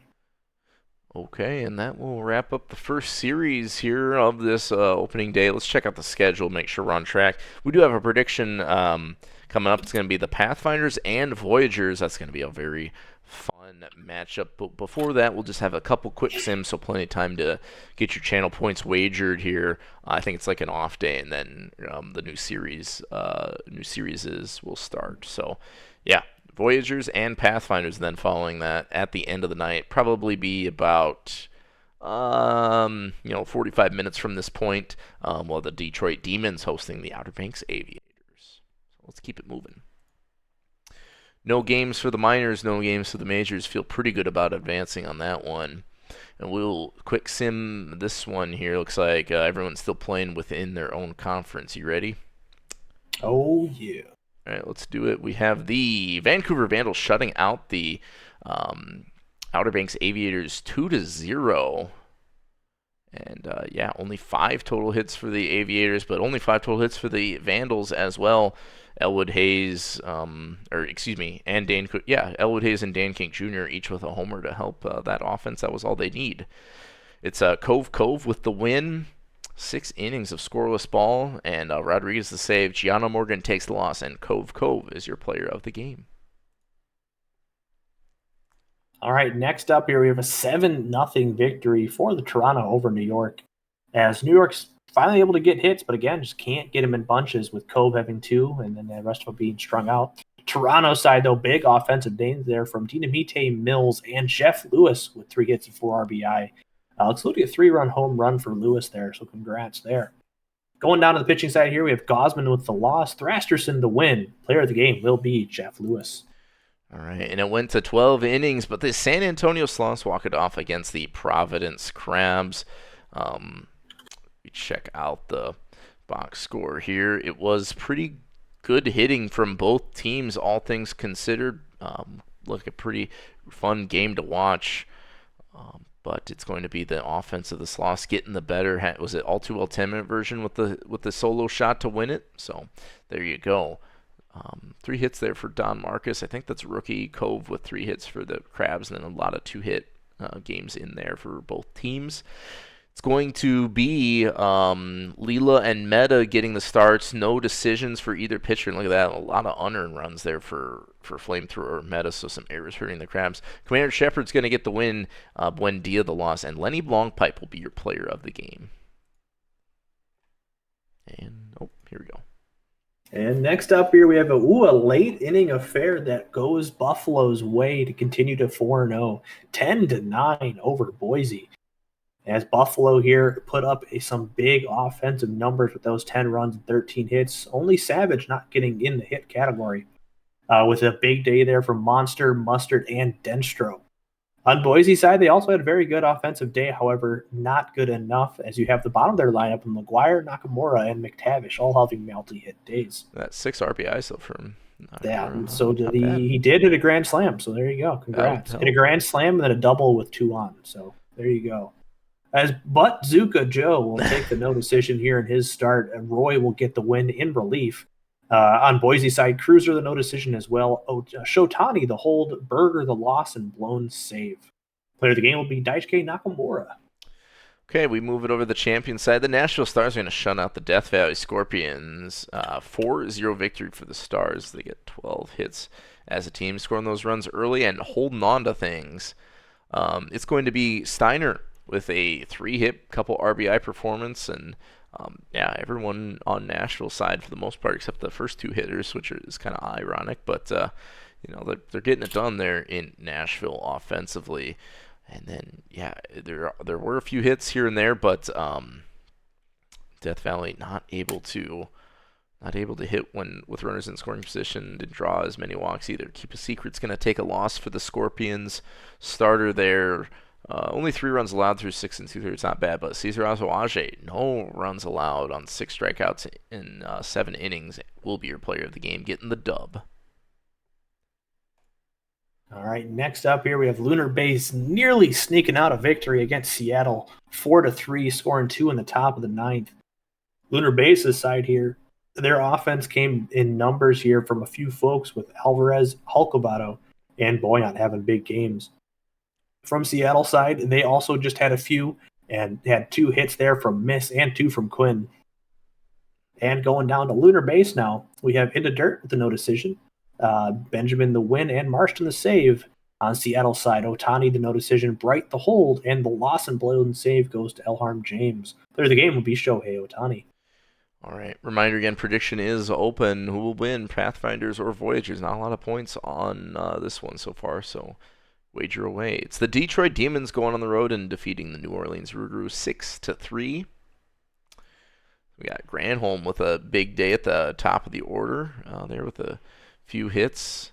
And, I mean, the Rougarous getting a few hits as well with Case and Manuel Bang, Steel Flex. But, it was Detroit getting the upper hand in this one. Taewon Bay is going to take the loss. The New Orleans starter giving up 4 there. Quentin O'Corder's longtime Demons pitcher gets the win in 6 innings. And Freak Delling with the save. Travis Granholm, your player of the game. All right, next up here, we have the Toros just sneaking out a victory against the Apex 2-1. And on Indy's side here, only 4 hits with 2 of them coming from Milligan. Cancun's side getting 6 hits spread across the way, just enough to get those 2 runs. Rizali will take the loss for Indianapolis. Wayne Wheeler in his first career start will get the W, going 7 strong, 8 strikeouts, with Knock taking the save. And your player of the game will be Wayne Wheeler. All right, that'll wrap up the majors on this quick sim. We will get to the minor leagues now, and Yeah, I think we're good to go. Let's see it. State College winning 4-3 over the California Firehawks. It is going to be, the middle of the lineup for State College really getting it done. Barrow with a 3-hit outing. McKieran Goberry with a couple hits, couple RBIs. Deathridge with a home run for the Firehawks, as well as Daniels, but nobody on base really to help the run count. Pitching wise, Jack Nitro, the start for California. No decision here. Will end up being your player of the game in this one. T2 with the win. Mantix with the save for State College. All right, next up here we have an 8-5 victory for the Bears over the Wheelers. As the Anchorage there, not much going there. They did get 10 hits, but couldn't do much with it. With multi-hit days coming from Ziegler, Drinalus, TGP's new player. I don't know how to say the actual name. La Rosa and Winton on Brew City's side. They had big days there from Rhino Leg and Niall Patterson. And then a 3-hit day there from McRoyd and stuff with 4 RBIs in the 8-hole. Going down here, we have Mrs. Dirk with the loss. On Brew City side, Mitchell will get the no decision. Budweiser the W, Paps the hold, and Fordham the save. Player of the game will be Chungus McRoyd and stuff. Okay, the Dillos are going to win 5-4 over the Florida Flamingos. Both teams sitting at 2-2. And, the Flamingos like to out-hit their opponent and still lose the game whenever I see them. But yeah, 3 hits for Gordon, a couple for Mills, and a couple RBIs, and then slammed off with the home run mixed in there for the Dillos offense. Florida getting a lot of work out of Fernandez and Sakudo, DeVille as well, but ultimately falling just 1 run short in this one. But Kugo is going to get the loss in the start for the Flamingos.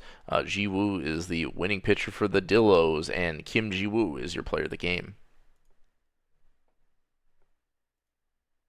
All right, next up we have the Kingpins taking down the Kansas City Hepcats in a narrow victory, 2-1 here.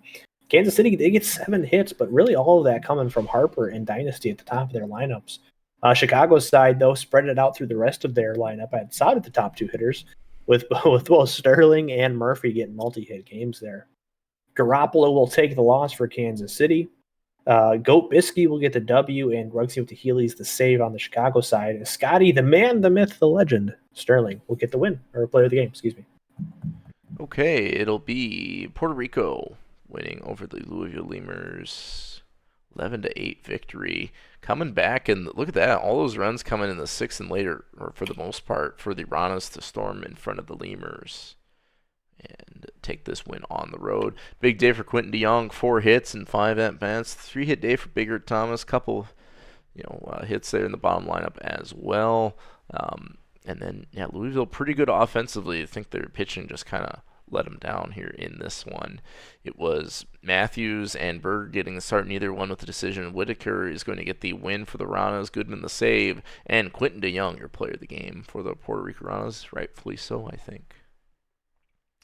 So here we go. We're going to get to our 4th stream game of the night. It is going to be the Toronto Pathfinders and New York Voyagers. This one taking place in Toronto, Canada.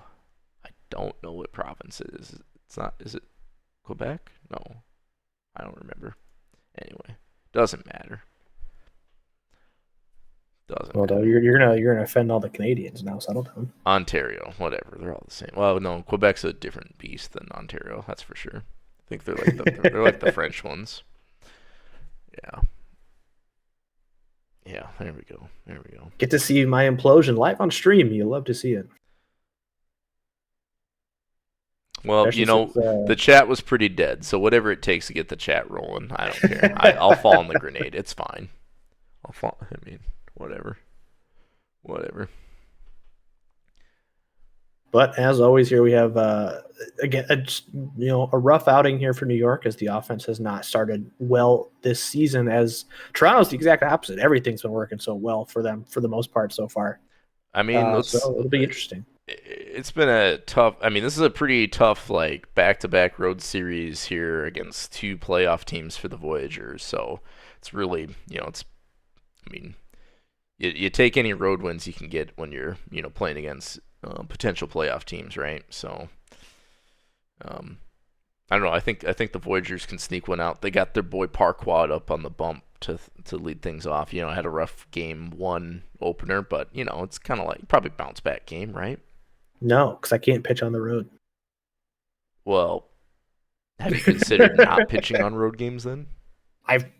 You tell Enoch I've tried. He just doesn't listen. Oh. He wants to sabotage the end of my career. Let's see if that's a thing. Can we run like five? Can we run like 5 starters? Just put one in the pen whenever it's your turn to pitch on the road, and just put in the yeah. We have a platoon role, but it's just somebody pitches at home, someone pitches on the road. There you go. I've thought I think at one point last season I had like a less than 1 ERA at home and an over 10 ERA on the road. Yeah, well, sometimes the home road splits are pretty crazy. I know Enoch has posted some Voyager ones in the past, and it's pretty startling. So, all right, let's get to it. Southpaw Starscream going against Jimmy D. James Dion playing third base here. Voyagers, Pathfinders doing work. Is it my turn to kick things off?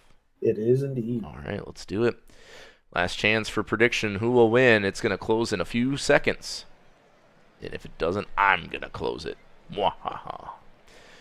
All right, we have James Dion leading things off with a fly out to center. Did see a few pitches from Starscream, but that will be out number 1. And then Errol Cove is going to watch strike 3 looking. 2 up, 2 down for the Voyagers bats. Franklin DeMars now on the 1-0 is going to fly out to left field, so no problem at all this inning for Starscream. Toronto Pathfinders, round 2 today for Dinamite leading things off. You already know. Anthony Parco pitching for the Voyagers, and Dinamite going to drive this one, but no problem for Cove in center. That is 1 down. And then a shot down the right field line over the outstretched arms of Beef Rye there. That is a 1-out double for Kendrick Mills. So runner in scoring position for Zach Johnson Jr. Johnson Jr. grounds out to the shortstop. Mills hangs out at second.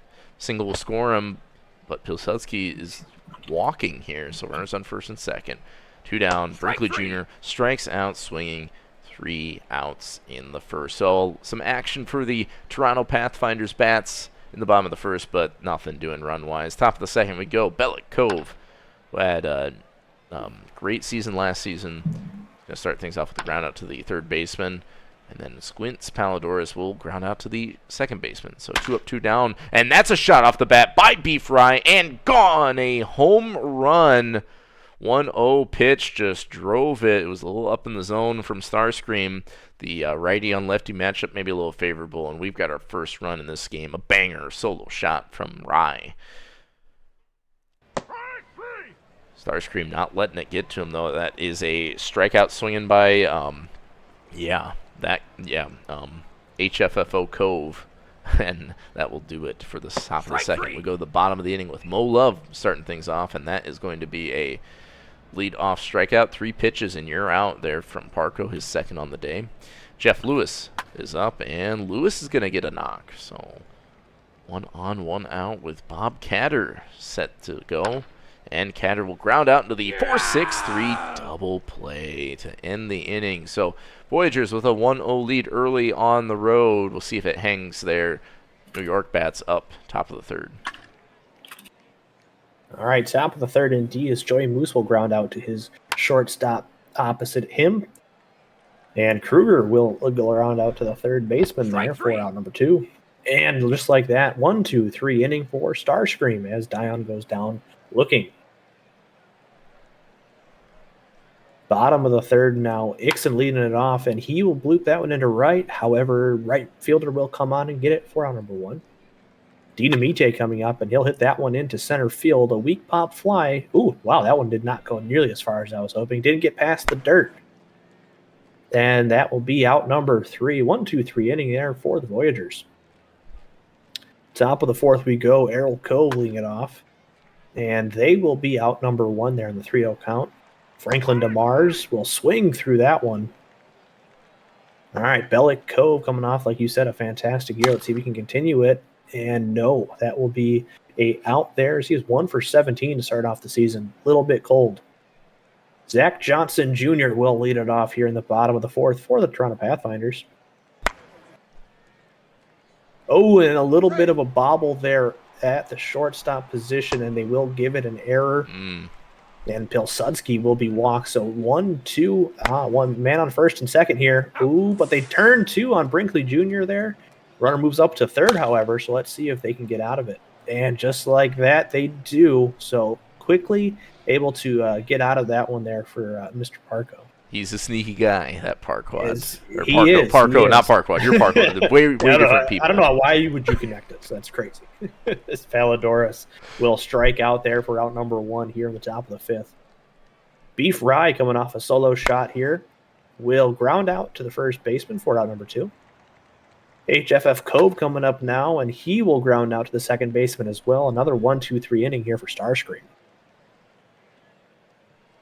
Jeff Lewis coming up now, and he will hit that one into left, a leadoff single here now for Lewis. Bob Catter, the first baseman, and he will fly out to the infield there, out number 1. Notice Ixon, the DH. They'll ground out to second, but they can't turn 2, so you will have a runner on first with 2 outs, and Dinamite will fly out to left field to end the inning. Top of the 6th we go here. Joey Moose leading it off. Strike 3. And he'll check his swing, but it doesn't matter. Strike 3. Out number 1 there for Starscream. Ben Kruger, the left fielder, coming in now, the rookie. And he'll pop that one out into right field for out number 2. Back to the top of the lineup, we got James Dion, and he will ground out barely there, but end of the inning. 1-2-3 again for Starscream. Bottom of the 6th we go. Kendrick Mills leading it off for the Toronto Pathfinders. And a little dribbler to the pitcher, and they were able to get that one out for out number 1.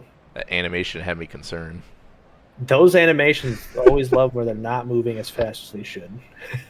But back-to-back walks here for Johnson Jr. and Pilsudski. You got 2 on, 1 out here for Brinkley, but a pop fly into left will make that 2 outs. And then a third walk given up there. Mo Love, the base is juiced now for Jeff Lewis.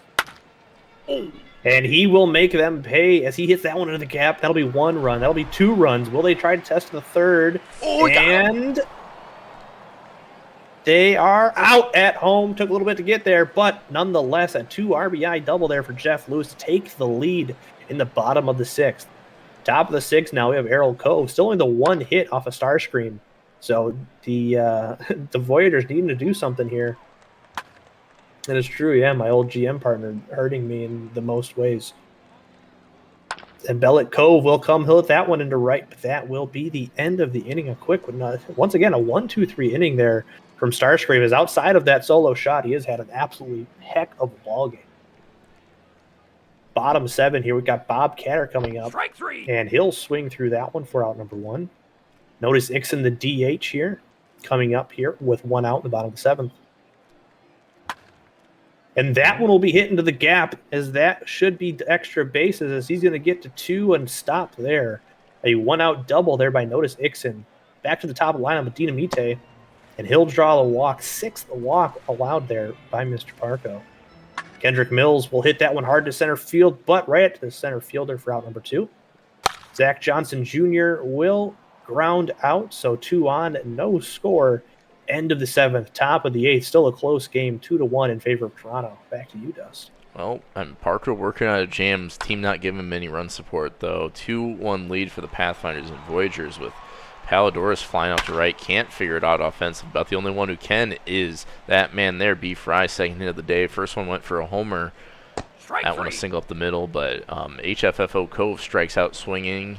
2 down for Joey Moose, and Moose gets beaned by Starscream. So we got runners on first and second. Starscream still out there, 1-2 count. Kruger giving it a ride, and it's going to be caught by Dinamite. Thought it could have went over his head, but will be out number 3. Great defense there, picking up their pitcher, and it'll be bottom of the 8th with Toronto's maybe last chance to bat. Pilsudski leads things off, has decided to swing the bat for the first time. 3 walks or something like that, and then flies out to center. It's going to be it for Parco. Solid day for him. 7 1/3 and only 2 earned. Mo Love up as Brinkley Jr. gets on, and then that's a 6-4-3 double play that Love bounces into. 2-1 ball game, last inning of play potentially, unless we have free extra baseball. Top of the ninth with James Dion starting things off, and Dion's popping out to the second baseman. That's one out. 3-1 count to Cove, and Errol Cove is going to get a knock. So only the Voyagers' fourth hit in this game. Runner on first, one down, and Franklin DeMars is going to get a knock. That is going to move Cove all the way to third, so we have runners at the corners. A sac fly will tie it. Cove strikes out on the 2-2, though, as Mars entered the game to try to slam the door. And Palidorus also strikes out, and that's a game over there. So Voyagers make it very interesting at the end, but the Toronto Pathfinders are going to come out on top. 2-1 victory over the Voyagers at home. Very low scoring, close game there. Pitcher's duel nonetheless. Yeah, very much a pitcher's duel. That was a fantastic game there by Starscream, and yeah, I guess I technically didn't give up that many runs. That's a quality start, right? 7 innings, only 2 earned. That's technically statistically a quality start. So, B-Fry was the Voyagers' offense more or less. A good day for Jeff Lewis there. 3 hits, couple clutch ribbies there with that. Was that nearly a base clearing RBI double? Looks like I think Cove threw out the third runner at home. Starscream's gonna get the win and will be your player of the game. Mar with the save. Parco the loss. So. 0-2 on the season. You know, it's like, I mean, if you start out 2-0 on the season, you'd only go down from there, right? So like, you gotta establish a baseline, right? Well, yeah, that's the thing is myself and Zuka Joe are gonna be battling for most walks allowed by pitchers this year. I think it's gonna be a very common thing. Okay. Boise Raptors are going to win over the Surge, giving the Buffalo squad their first loss of the season. 4-3 victory for Boise. So they've got a couple home series to start out the season. Mustard with a couple hits, as well as Denstra and Forbes Jr. Despite the Surge out hitting the Raptors, they're going to take the loss. Barry Allen with a clutch home run, and Stubby McGuire with number 1 on the season. He's like, I don't know, he's like 20 away from 300, something like that. Something to keep an eye on. Neymar Cove is going to get the start for the Raptors. No decision here, but a quality outing. Almost the same stat line as Parquad there. And then Mio Hoop to start for the Surge. Elite Index getting the loss, and Cook with the win. Player of the game is Neymar Cove. All right, next up here we have the Aviators getting their first win, 10-4 over the Vandals.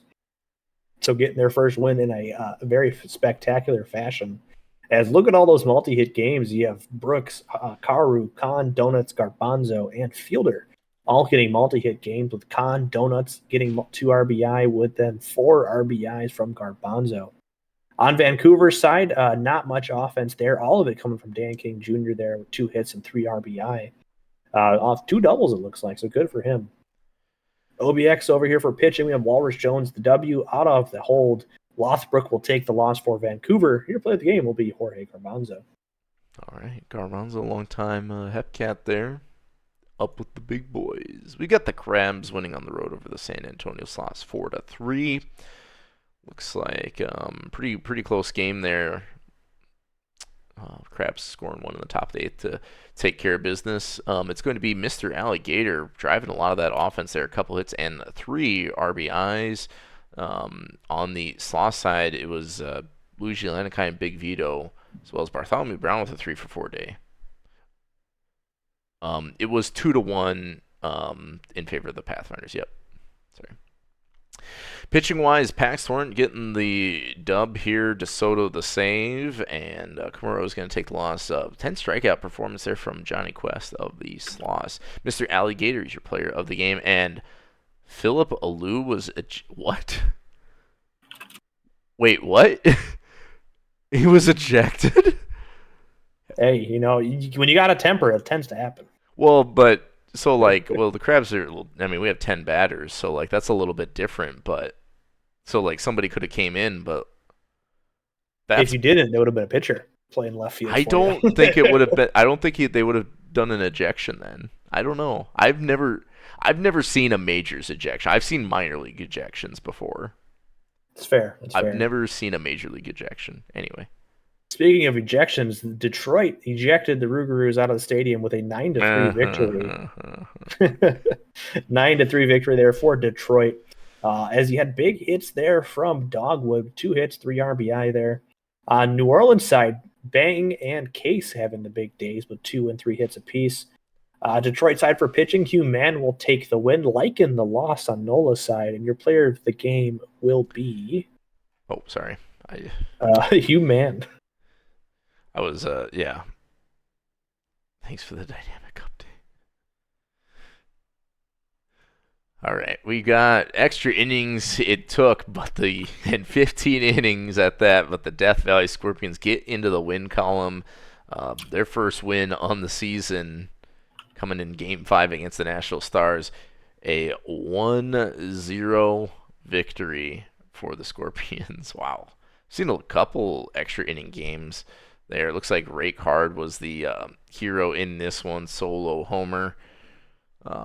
Yeah, pretty sparsely distributed offense when you consider all the at bats each player had. So, but yeah, that will be pretty much it offensively. Both teams going through the bullpens quite a bit. Tsunami and Donahue each getting the start. Look at that. Donahue going 9 1/3 with no decision. Wow, great outing. And only 95 pitches to do those. 9 1/3 will be your player of the game in this one. Scott with the win, a ball with the loss. All right, next up here we have the Cancun Toros winning out this slugfest 13-9 over Indianapolis. And on Indy's side, they were hitting on all cylinders. Only one player not getting a hit. As you have multi-hit days there from Nitro and Josh up top. And you have 3 hit days there from Pico and Banana Boom, with Pico having 3 RBI as well. Cancun side, though, everybody in the lineup contributing with a huge day there from Blue Sky and John Jacob Jingleheimer Schmidt, as well as Green Wall. Your 2, 3, and 4 hitters all getting 3+ RBIs. Probably going to win you a game. And going down to pitching here, we have Stun Gun taking the no decision, Bubbles the loss, Strove the no decision on Cancun's side, with Negs getting the win and Fielder the save. And player of this game is going to be Zodiac Blue Sky. Okay, and it's going to be the Space Rangers getting a 4-1 on the season. They knocked down the Seattle Sea Serpents on the road. Lunar Base winning 6-4. It'll be Arthur Morgan raking the lake with a few hits there. Boyant with a couple RBIs, as well as Cali Alvarez. That's a lot of the offense there. Looks like Cross Erickson. Oh, no, that's not a home run. Never mind. Who had the home runs in? Dog and Eminem? Oh, it's a double. There's no home runs. I was like, God. Piranha Plant, on the other hand, and Harley Quinn each had a couple home runs for the Seattle Sea Serpents. 2 RBIs apiece, but 4 runs not enough in this one. Ermagerd takes the loss in the start for the Sea Serpents. HOR Hypocrites getting the win. Piranha Plant, your player of the game, despite the loss for the Sea Serpents. Let's go to minor leagues here. All right, minor leagues. We have the Brew City Bears taking down the Anchorage Wheelers in an 11-5 game here. On Anchorage's side, they were able to put some offense together, but just couldn't get enough, as that's a pretty good game. Everybody getting a hit, multi-hit days there from Ziegler, LaRosa, Bear, and Winton. But Brew City did more, as they had big days from Legg, Torres, Guile, and McRoydenstuff, who went 4 for 4, who's having a great start to his career. And Torres having 4 RBI as well. Going down the pitching side, Lord take the loss, Squirrel the win, Bear the save. And of course, that 4 for 4 day will get Chungus McRoydenstuff the victory. It's a great name. Great name. The Amarillo Armadillos are going to win 7-6, but look at the Flamingos trying to storm back there in the 5th. You see that little graph dip there at the end. That was them almost coming back, but close only counts in horseshoes and hand grenades, or whatever they say. Murphy for the Dillos with 4-hit outing, a couple hits for Shrew, and kind of all throughout the Dillos lineup, they were able to use those 7 runs and hang on lead. But look at that, great start of the season for, is that D. Fernandez? 4 hits and 4 RBIs, can't fault him at all. Need to get some homeboys ahead of him on base there. Did hit his first home run of the season. Dizzy Stoner takes the loss despite only 2 earned runs. Jeff Salad with the win, 7 innings, 1 earned. That's a really good start for a minor league pitcher. And D. Fernandez in the Flamingos loss is your player of the game. D. Fernandez, the new GM of Indianapolis, with pass.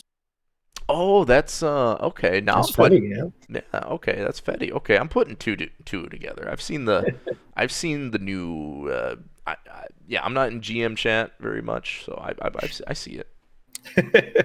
Well, Chicago will get the win here over Kansas City, 3-2. Very close game here, as all of Kansas City's offense coming from Ryan Lawrence and Thriller there in the middle of the lineup. On Chicago's side, also not really getting much going here, but you have 2 hits there from Dawson and 3 from Alexander in the 9-hole. Going down to Kansas City's pitching here, we have Glorbenspiel, the no decision, and Ziegler, the loss. For Chicago, Heiderscheid, the no decision, Farnsworth, the win, and Ruggsy with the Healy's the save. Player of the game is going to be Vincent Heiderscheid. Okay, the Lemurs knock down the Ranas at home, 8-4. Louisville gets a strong offensive outing, strong in the sense of they were opportunistic. They got out hit by a factor of 2, more than a factor of 2 there by the Puerto Rico Ranas. So in the halls of Parquad's mind, its hits don't matter ring throughout. But Quinn with 4 hits, and almost everyone in that Ranas lineup getting a hit. It's just not in succession, as we got someone in succession claiming a lot of PBE money. Maybe I should do that. I got 100K I'm sitting on, but I'm saving it for Crabs World Series. Watch out. It's happening. You might have 200 then at that point. Well, depends on which way I bet. Yeah. Might Pete Rose it. And then on the Louisville side, Diego Javier Franco. I feel like we've seen that name a couple times already. 3 home runs through the first 5 or 6 games in, 5 games in, and 4 RBIs in this outing, driving that Louisville offense. It's going to rip. Oh no! Just no, you're gonna crash the PBE economy if you keep claiming. Aria's gonna take the loss, giving up 8 in the start for the Ranas. Rickroll the win, and Diego Javier Franco, your player of the game. All right, and last but not least, here we have the Firehawks taking down the Swift Steeds, 11-5 here. Again, hits don't matter. As State College had 15, but couldn't push across the runs. You had multi-hit theirs from Joy and Hayden Andrews Jr., with Barrow, Wellerman, and Yuppie having 2, 3, and 4 hits respectively, with Yuppie having 3 RBIs as well. On California side, you have Daniels with 3 hits, Zen with 2, Dethridge with 2, and Morgan with 2 as well. 5 RBIs there from Morgan. He had 2 home runs, so there you go. Ooh, Mick nice. Chapperson will take the loss. Lossberg, the no decision, with Wakefield getting the win. Player of the game will be Donovan Morgan. Sports Fan 39 claiming like 25. That's like Hall of Fame equipment and then some there. All right, let's check out the schedule. We have one more quick sim, and then I think that April 27th quick sim is going to be off days, and then our final matchup, Outer Banks Aviators playing against the Detroit Demons Mods. If you want to get a prediction going for primetime too, we got some inter-conference matchups going on. So let's get to it. I better save just in case, but yeah, I think each team plays these folks one more time in a series. So let's get back to it. Quick sim, here we go. And it will be the Buffalo Surge winning 6-4, thanks to 3 runs in the top of the 9th. So it looks like OTP Wizard, 3-run homer, the hero in this one, knocking one over the fence against Josh Berger. Wizard with 5 RBIs and 3 hits there, great outing, almost single-handedly defeating the Boise Raptors here. A couple hits for Vidal Valley Jr. and Forbes Jr. Papa Emeritus first is going to get a few hits, as well as Gonzalez and Xavier McMagic, but 4 runs are not going to get it done here in today's matchup. Ovechkin and Clifton each with a start, each with no decision. It's going to be Delete the Index with the winning decision, Berger the loss, and OTP Wizard, rightfully so, your player of the game. All right, next up, we have a 9-2 victory for the OBX Aviators against Vancouver. As OBX putting on an absolute hit parade here, 14 hits with those 9 runs, with 1 through 4 getting a lot of those, with Brooks with 3, then Kim Karu and Khan with 2, as well as Henry there at the bottom of the lineup. On Vancouver side, Kirk Swerve Jr., 2 hits, 2 RBI. Elwood Hayes with 3 hits, and then Michael Ferris Brewer Jr. with 3 hits at the bottom of the lineup as well. Going down to pitching, we have Sheets will get the win. Riggs will take the loss on Vancouver's side, and your player of the game will be Benny Sheets. All right. And it took extras, but the San Antonio Sloths are going to win 8-7 over the Providence Crabs. They come back in the 8th and 9th and get it done in the 11th. A lot of offense here for both teams, or a good amount of offense here for both teams. Few RBIs for Shiesty Jr. and multi-hit games coming from a lot of the lineup there. 3 hits for Asmandes Albies at the top of the lineup, and a couple hits and RBIs for Fresca, as well as Lanikai, who I think hit a home run against a certain streamer to send it to extras. It's going to be Daly and Sahlberg with no decision there. Bullpen of the Sloths really locking it down, and the Providence bullpen kind of letting it go to the wayside there. Petit's going to get the loss, and San Antonio the win. Your player of the game, Asmandes Albies. And Toronto will take a 10-1 victory over the Voyagers, whose offense just continues to not be a thing. As you have Dion with 2 hits at the top there, and that's about it. While on the other side, you have Toronto continuing to have all the offense with a 3-hit day there from Dinamite and Love, with Lewis and Cater having 2 as well. Going down to the pitching here, we have a loss for Xavier Crawford, but a win for Cy Duck on the other side, going 8 1/3 strong with 9 strikeouts. And he will be your player of the game as well.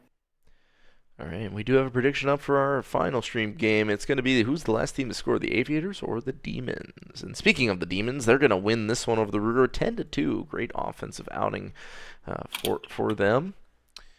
It is everyone getting a hit except for Granholm at the top, which is, we just saw Granholm be a player of the game there recently. But yeah, Apollo with 3 hits, 3 ribbies, and yeah, hits coming all around. New Orleans only 2 runs, and Beecham Rays looks like maybe a 2-run homer driving that score for them. Vader Page getting the win in the start for Detroit, 7 1/3, 2 earned and 6 strikeouts. Nicely done. Eshelman Jr. taking the loss, getting beat up a little bit after we saw a fantastic game, our opening performance for him in this season. But Stellan Apollo, your player of the game in this one. All right, next up, we have a 4-0 victory for Nashville over DVS. Is on Nashville's side, stringing across those hits when it matters, with 2 hits there from Yaboa and Williams. On DVS's side, on the other hand, not being able to get those hits clumped up effectively, as Ostman having 2 hits, and that's pretty much it. For the pitching, Claudette will take the victory for Nashville, and Lebowski will take the L on Death Valley's side. Claudette will be your player of the game. This is just a bizarre start to the season. It's like the Voyagers and Scorpions, 2 notoriously strong offensive teams, are like runs or lava. It's very, very bizarre. Not what I expected at all. And Cancun Toros playing in some really, really close games here early in the season. They walk it off in the bottom of the 9th. They were trailing. Looks like they were trailing by 2 there, and then a run in the 8th, and 2 runs in the bottom of the 9th. Looks like a Xander Aza triple to seal the deal. 3 hits for Milligan, a couple hits for Nitro on the Indy side, but just losing it there in the 9th inning. Very, very relatable, trust me. Montgomery Burns with a 3-hit, 3 RBI performance, and getting it done in the clutch. Sampson with the start, no decision. Rove with the start, no decision for the Apex. McThumper's going to take the loss for the Apex, and Fielder the win for the Toros. Montgomery Burns, your player of the game. And there we go. And next up, you have Seattle continuing their hot start to the season, 6-3 over the Lunar Base Space Rangers. Lunar Base only getting 6 hits there, and nothing really coming of those, as they kind of just had a few here and there. A couple homer runs there by Newman and Allison Chains. Seattle side, though, big offense there from the top of their lineup, with Knox getting 2 hits and Miss getting 3. Going down to pitching, we have Mano Wright with the loss, Jethro Tull the win, and Bouchard the save. Player of the game will be Jethro Tull. All right. That'll do it for the majors on this sim day. Let's swing it over to the minor leagues, where we have a quick sim, and it's going to be the Dillos winning over the Flamingos 3-1. Both teams pretty even for hits, but Amarillo able to convert when it mattered most. Looks like a 3-hit day for Slamdolf. A couple hits for Gordon, and some RBIs mixed in there. That was the Dills offense. Florida-wise, it was 43. Southworth and Sakudo doing all they can, but only 1 run at the end of the day. Green's going to take the loss despite a pretty solid start there for the Flamingos. Good ERA, but 0-2. Doesn't get the run support when he needs it. And Valorant Arcanum, 6 innings, no earn. Rightfully so, gets the dub and is your player of the game. All right, next up here, the Kingpins continuing to be hot to start of the season with their 6th win, going 5-3 over Kansas City. Kansas City here getting 8 hits with a couple from Mantle and Slobberknocker. Yep, he's been around for a minute. He's been around for a minute.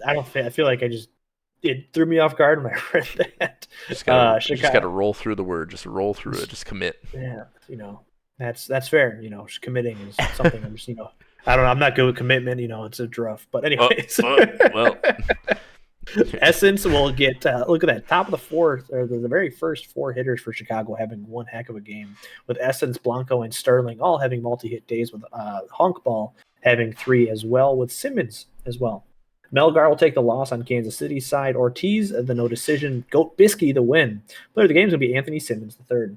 Okay, and so it's going to be the Louisville Lemurs walking it off in the bottom of the 9th over the Puerto Rico Ranas. I think the Lemurs won back-to-back games here against the Ranas. Looks like it is a walk-off walk, so we love to see it. That's the OOTP way. OOTP is really, really favoring the walk sometimes. So 4 hits for Archduke McCann on the Lemur side, 3 for Josh Allen, and then a couple hits here and there from the rest of the squad. Is that Sterling Stern or Steel Stern? It's Sterling Stern. You got to be careful sometimes with Puerto Rico. 3 for 5 day for that man Stern there. And then Quinn with a 3-run homer, I believe. But Puerto Rico just falling 1 run short. It'll be Mata and Kranepool with the starts, no decisions either. It's going to be Goodman taking the loss, and Crown for the Lemurs getting the win. Archduke McCann, your player of the game for the Lemurs. All right, next up here we have a top of the 9th victory here off of looks like a couple different things, but a 4-run top of the 9th for State College, and that will get them to 7-3 victory. As you got Cod Ruru and Hengel McCringleberry getting multi-hit games, with Hayden Andrews I think just had a RBI single from the looks of it. But regardless, California side 11 hits as well, but only the 3 runs with multi-hits from Racha, Archer, Slams, and Zen. Going down the pitching here, Bones the no decision, T2 the blown save, and Mantix the win. California has Pitt with the no decision and Biglet the loss. Bones, your player of the game there. And the Wheelers in the win column for the first time this season. They win 9-2 over the Peru City Bears, dropped 500.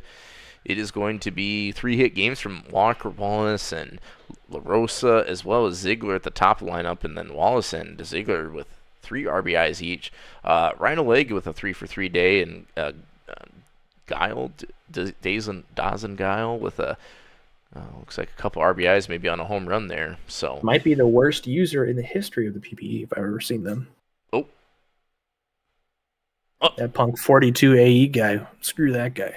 I should have known it's a Brew City Bear. Anyway, Ford was going to take the loss in the start for the Bears. Fisher the win for the Wheelers, and Walker Wallace your player of the game. That is it for quick simming. We're going to go to our we have another technically quick sim game day, I guess, right? But pretty much it. We have one more game on this opening day because I believe it's both off days for these, and it will be Demons and Aviators doing battle here. This one hosted by Detroit, 4-2 Detroit taking on 2-4 Outer Banks, not of Alaska, kind of more of the Carolina variety, if I'm not mistaken. So we got Bailey in the chat. We got Master Sheep in the chat. So a couple Aviators here representing. We got Taco Shop in the chat. Bogan Bay Bader on the bump. Plague was around, so some Demons, some Aviators. I don't have a horse in the race, so I'm just hoping everyone has fun. Let's just hope everyone has fun. Prediction is live, but running out of time. It's last team to score, so not necessarily who wins can be last team to score, but I guess if like the Demons score last in the bottom of the ninth, that would be pretty exciting. We already saw one walk-off on stream today. Do we have another one in us? Oh, Dogwood, yeah, he was there early on. Now he's ready. America's team. It's Detroit versus the world. Let's go. I think I start this one? I think. Out of the park. Why not? Why not? Yeah. Go ahead. Start it off. I think you started off the first one since it's an odd number of games. That would make a lot of sense. So let's get to it. Predictions close. We don't need to delay. And another gifted sub from Me Cool to Taco Shop. Oh, nice. All right. We're with it. Bogan Bay Bader pitching to Beckett Brooks. Take us away, Cowboy Parkwad. Hey, y'all, it was me. Well, that was a play on, like, you ever heard the Cowboy Take Me Away, you know? Oh, yeah, I know. Yeah. But you gotta say my name in it. I have to try. Parkwad Take. All right. Anyway, we're done with that. So. As it starts it off with a Bader strikeout of Beckett Brooks. Now Cole Kim, the catcher, coming up here for the second at bat, and he will. Oh no, he won't ground out. His little botch job there at second base by Torres. That will be a runner on, but Bader strikes out Karu for out number 2. Let's go Master Sheep with the sub. And then that will be out number 3 there as Okada Khan grounds out to the first baseman. Top of the first goes quietly here against Bader. Bottom of the first now. Let's see if Detroit could put something on early here with Granholm leading it off. As he will fly that one out to right field for out number 1. Casey Vida coming up now. And that will be down the line, but grabbed by the first baseman and flipped to first for the out number 2. And Burnside will pop out. Quick 1-2-3 there from Adam Hangman. All right, top 2 we go. Dunkin' Donuts now. And he will lead it off here with a single. A 2-strike single there from Dunkin' Donuts. Jorge Garbanzo having a good start to the season. Let's see if he can continue it.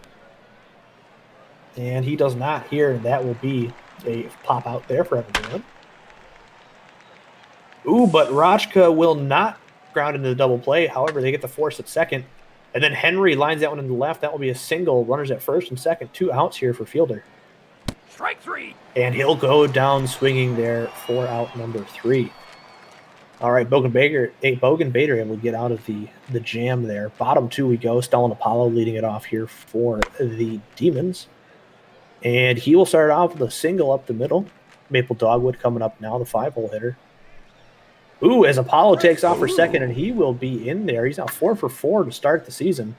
Ooh, but a diving play in left field by Rajka to save a hit there. Oh, and the runner takes off for third, and he will be safe there. So runner at third now. Ooh, but Torres goes down looking. Tony Gunk Jr., 2-2 count, 2 outs. And he will ground out to short. Can't get anything of it. Top of the third we go now. Nothing yet happening in this game. But let's see if it gets a little bit spicier for you. And we will see a leadoff single from Beckett Brooks. Bader has kind of gotten a lot of traffic early on in this game, and it continues with a first walk of the day. The whip not looking good, but we'll get a strikeout number 4 on the day. No runs yet across from either team, and that is going to be a 6-4-3 double play. So Bader getting out of it again. Like I said, traffic on the bases doesn't seem to matter. He seems to get better with the more runners on base and in scoring position. So maybe that's the secret for the Demons. Demons bats up with Leonidas Ruiz flying out to shallow center. Shortstop able to grab it. Joseph Jolly now.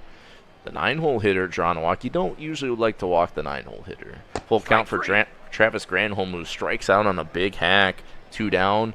And Vida, with runner moving on the pitch for the full count, will pop it up to the third baseman. The Demons side is retired. We're through 3 full innings, 4 total hits between the two teams, no runs. We'll see who strikes first. Dunkin' Donuts for the Aviators leading things off, and that is going to be a leadoff single. The Aviators have done that a few times this game already. We'll see if they finally convert. 2-2 count. It's Garbanzo grounding to the 5-4-3 double play. Nicely turned there. A couple turn double plays by the Demons. Defense picking up Bader, and then a ground out to the third baseman by Webster Rachka will end the inning. Bottom of the fourth we go. Larry B. Burnside, old man for the Demons. In the 3-0 spot, 3-0 count is walking to start off the half inning. Stellan Apollo's up. And, an errant pickoff attempt is going to put Burnside on second. Now Stellan Apollo flies out to center, and no tag here. Strike 3. Maple Dogwood watches strike 3 go by with a runner in scoring position. So that'll make it 2 down. And Gleyber Torres flies towering fly ball to center, and that will be caught for out number 3. So it's a 0-0 ball game all the same, top of the 5th. Aaron Henry. Hank, maybe, leading things off. That is a 2-2 strikeout for the leadoff man in this inning. That'll bring up Nick Fielder, who I think is like the all-time doubles leader or something in the PBE, if I'm not career doubles leader. Grounds out to the shortstop in that play. 2 up, 2 down quickly for Bader. And then on the 0-2, Beckett Brooks goes down swinging. 3 pitches, and you're out. Bader with 6 strikeouts. No earned through 5 full innings. We turn it over to the bottom of the 5th. Tony Gunk Jr. swinging at the first pitch, sees this at bat. That's Hangman pitching exceptionally well here in this one. Flies out to left center. That is 1 down. Leonidas Ruiz is going to draw the walk on the full count. And on the 3-1, the 6-4-3 double play that Joseph Jolly grounds out into Hangman and Bader in an absolute pitcher's duel here in this one. And that was going to be the top of the 6th with a single leading off here by Cole Kim. So 1 runner on, and make that back-to-back base hits for Hatsuki Oru. Full count for Okada Khan. Khan is going to bloop a single just in front of the center fielder. Runner hangs out at third, so we have bases juice for Dunkin' Donuts. And Donuts draws the walk, so Bader has walked in the first run of this game. 1-0 lead for the Aviators over the Demons. Bader's still out there as Garbanzo's come on, and is it George or Jorge? I don't know. Garbanzo is going to strike out looking, and then a fly out to left field, not deep enough for a tag, so Rachka no RBI there. 3-1 count. Aaron Henry swinging, and that is going to be a fielder's choice. So OBX loads the bases, but only has 1 run to show for it. First run in this game, though, and they have the lead 1-0. Detroit strikes out swinging. Travis Granholm going back to the dugout, disappointed there. 1 down for Casey Vita at second, and Vita will strike out looking. So Hangman with 5 strikeouts through 5 and a couple thirds. No runs given up. Full count to Larry B. Burnside, and Burnside's going to get Detroit's second hit of the game, a single to right. And now Apollo draws a walk, so some traffic here with 2 down for Hangman. But Dogwood bounces out to the first baseman. It is Kaoru taking it himself, and that will do it for the 6th inning. 1-0 ball game, very low scoring affair as we go to the top of the 7th with Nick Fielder starting things off.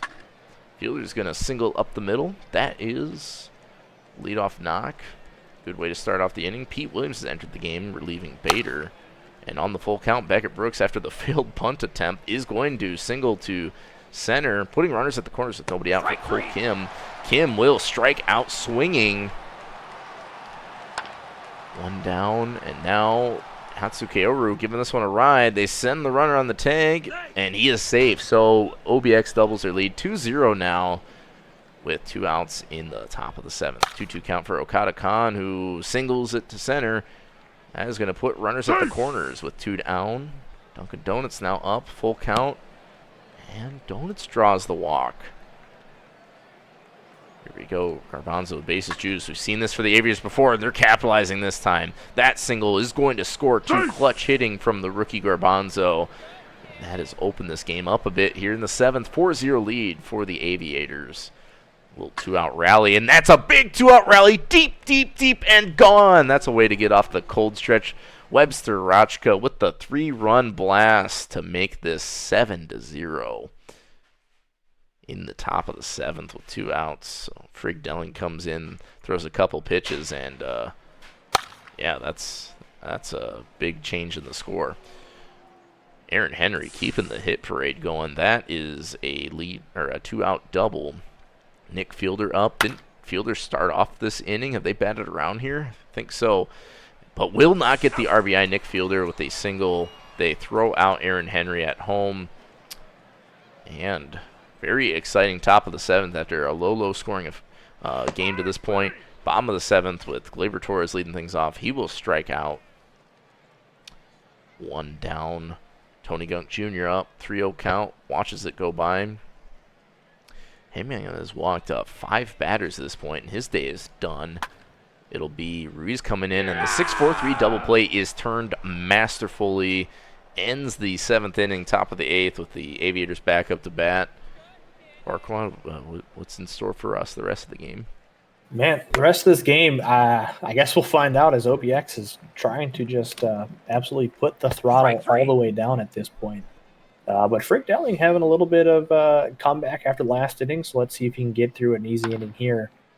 And he does indeed. It's already a quiet 8th inning after that last one, so I think that's something that Detroit is going to be happy for. Bottom 8 we go. Let's see if Detroit's bats can try to do something here. There you go. Joseph Jolly leading it off with a walk. Coming up to Granholm, who will not hit into a double play, but they get the lead runner out at second. And Vida will lace a single into center field. So you got runners at first and second here for Burnside, the DH. And he will crank that one to center field. Oh, no. Well, usually that's an animation you can count on to be over the head. But just like that, they get out of it. All right, Hospital Sox able to shut the door a little bit there. Top 9, OBX's last chance to tack on some runs. So you have Okada Khan leading it off, and he will watch that one go by for out number 1. Dunkin' Donuts, here we go. And he will hit that one into center field, but the left fielder will come on and take it for out number 2. Garbanzo coming up now. Last chance to tack on some more. And he will get a single. There you go. Oh, whoa, he's stretching it. No, man, he stretched that one into a double. The 30 speed of Garbanzo making it into a double there with 2 outs. And Rochka will fly out to center field to end the inning. Bottom 9, and a little bit of a mountain to climb here for Detroit, but 7 runs. Just 7 runs. Not that bad. Just a touchdown. That's all they need. Just 1 touchdown. Strike 3. And we'll start it off with a strikeout there from Dogwood. Gleyber Torres now coming up for the Demons here, who's had a little bit of a slow start to the season. And that will be... Oh, whoa, that one got down in front of the second baseman there. That will be a hit. But no, they can't turn 2 as Gunk Jr. gets on. Here comes Ruiz. And they get the force at second. And that will be the ball game. A 7-0 shutout for OBX over Detroit. All right, pitching the shutout are the Aviators. And only 4 total hits for the Demons. Rochka with a 3-run bomb, and then a bunch of small ball leading up to that home run. It's, all Detroit in this one, or all OBX in this one. Adam Hangman, your player of the game, pitched very well, and so did Bogan Bay Bader there. Also, maybe just didn't quite have the run support. Let's take it around the league. Pathfinders win 4-0, shutting out the Seattle Sea Serpents. Another road shutout here. Only 2 total hits for Seattle.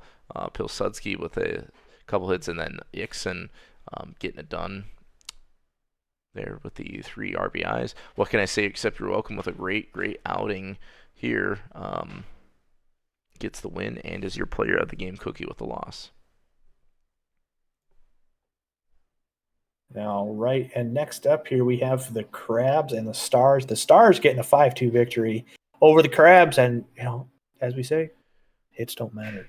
As unfortunately, he comes back to gets the Crabs here, and that will be a 10-hit day there for Providence with multi-hit cases from Shiesty and Cove with 3 from Benito there in the middle. Nashville with the top of their lineup, their 1-2-3 hitters doing all the offense with Silliams having a 3-run home run there as well. Going down to pitching, Choi will take the loss, Krispy Kreme the win, Hatsunagi the hold, and Crunk Jr. the save. Player of the game will be Krispy Kreme.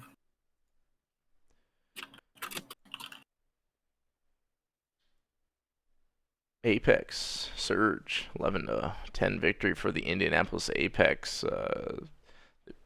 Kind of back and forth game there, or was Surge in control, and then Apex take it back and go ahead in the bottom of the 8th to win it. A lot of offense for both teams, really. Double-digit hits, double-digit runs. Look at all those walks too by the Buffalo Surge squad there. 4 RBIs there for Amelia Milligan, and Marcelo Reyes with a couple hits and 3 RBIs.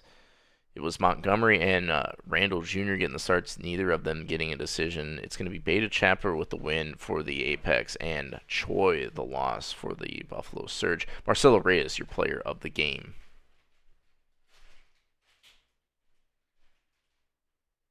There we go. And next up, we have Lunar Base beating the Voyagers 3-0 here, as a low-scoring affair goes in the way of Lunar Base. On New York side, they did get 5 hits, with 4 of them coming from Cove and DeMars at the top there. And then on Lunar Base's side, their offense kind of kicking towards the bottom with In the Lake and Newman getting 2 hits there for them. Patey Jr. or Patey V2 will take the loss there, going 5 innings, striking out 7, only giving up the 3. Macarena will get the win, and Marston the save on Lunar Base's side, with Macarena getting the player of the game. Okay, and it's the New Orleans Rougarou getting the dub over the Vandals. 8-2 victory for them at home. I think it was a big day for Manuel Bang. Yeah, definitely 4 hits for him, 3 RBIs for Brennan. Everyone on the New Orleans squad showing up, getting knocks. A couple hits for Jordan Garfield, but overall not a pretty limited offense there for Vancouver. It's Lizzie Mitchell getting the win, Lizzie Mitchell getting the win, and Crash Jackson the loss. Manuel Bang, your player of the game. All I gotta say is bang bang. That's all I gotta say. Bang bang, baby. Where are we at? Sloss and Scorpions. All right, the Sloss will take a 4-2 victory over the now 1-6 Death Valley Scorpions. As on San Antonio's side, those 6 hits coming there from Big Vito and Don Marcus, who also had 2 RBI. Death Valley side, unfortunately, not much offense there. Outside of the 9-hole hitter, Florida Flamingo former player Daniel King with 2 hits and 2 RBI there. Chicharron de Pollo the win, Kimura the hold, and Marvell the save, with Stryker Jr. taking the loss. Player of the game is going to be Chicharron de Pollo. All right, and it's the last game. Toros winning over the Raptors 6-1 against the Boise Raptors. Only 4 total hits for Boise, 1 run to show for it.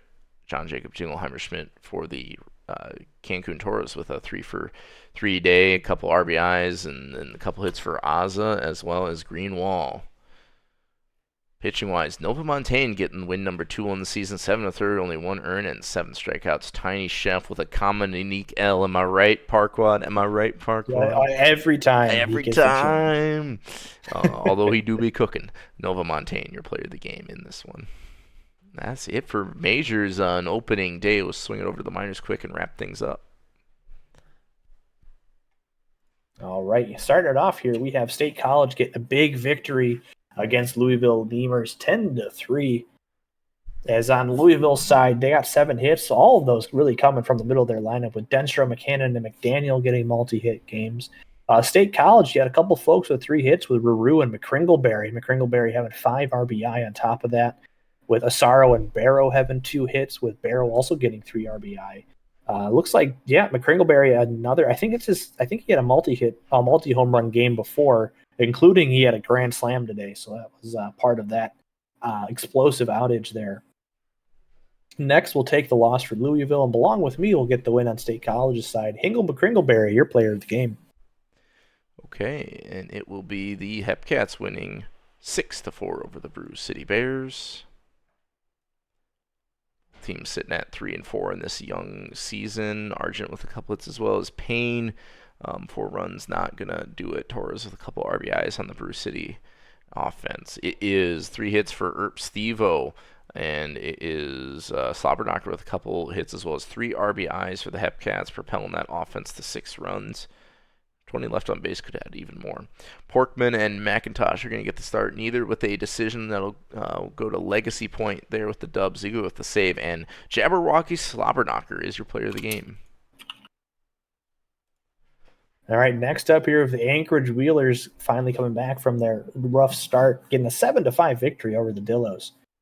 On Amarillo's side, they had Anchorage's side, they had 16 hits, which is an absolutely offensive explosion. Everybody in the lineup getting hits, with multi-hit there from Ziegler, and then you have 3 from Janolis and Panda, and then 2 again from La Rosa and Walker Wallace. On Amarillo's side, really not a lot of offense outside of a couple hits here and there. Toksum and Murphy having 2 hits in the middle of that lineup. Going down now to the pitching. Cove will take the no decision. Abernathy Jr. and Kinsella will get the win and save. Liebert the no decision. Abel the hold, and then Garlic Bread with the loss and blown save. Player of the game is going to be Walker Wallace. All right. The Chicago Kingpins undefeated in 7 games, 7-0, and they win over the California Firehawks, 7-5. It will be a good day for Deathridge and Archer as well, continuing a solid season. Racha at the top of the lineup doing well there. But yeah, Chicago getting it. Contributions from everyone. Simmons III, Alexi Alexander, you name it, they're hitting it. Pitching-wise, it's Virum with the loss in the start. 43, no decision, just needed one more out to get the decision. That will go to Gobitsky with the win, and Anthony Simmons III is your player of the game. And to finish off today, we'll get a victory for the Florida Flamingos over the Puerto Rico Ranas, 9-2, as the offense exploded once again. 17 hits for the Florida Flamingos. 8 hits and 2 errors there on Puerto Rico's side. Probably does not help them very much. On Florida's side, we have big A's there from Johnson, Fernandez, and Sokudo, with DeVille, McQueen, Riston, and Amy 43 also having big games there at the bottom. On Puerto Rico's side, look at that. The top 3 batters all getting 2 hits, having very good top part of the order. Going down to the pitching side here, we have Jashawn getting his second win, going 7 strong, striking out 4. Solo will take the loss. Player of the game is going to be Dan Johnston. All right, and that will do it for today's stream. Thank you all so much for tuning in. We are going to upload to the index and call it a night here. It's been a pretty good stream. Some ups and downs and all arounds. The walk-off was pretty fun, pretty close games for the most part, except maybe that last prime time there. But other than that, pretty fun stuff here. It's time to sort through the 52 payout requests.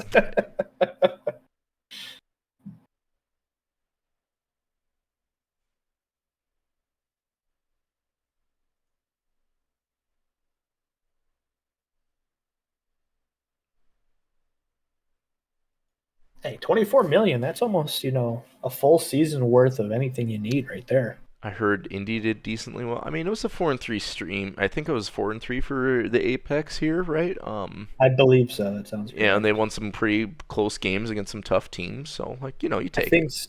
Stun Gun somehow got all 4 of their losses, or all 3 of their losses. Yeah, that's confirmed. Yeah.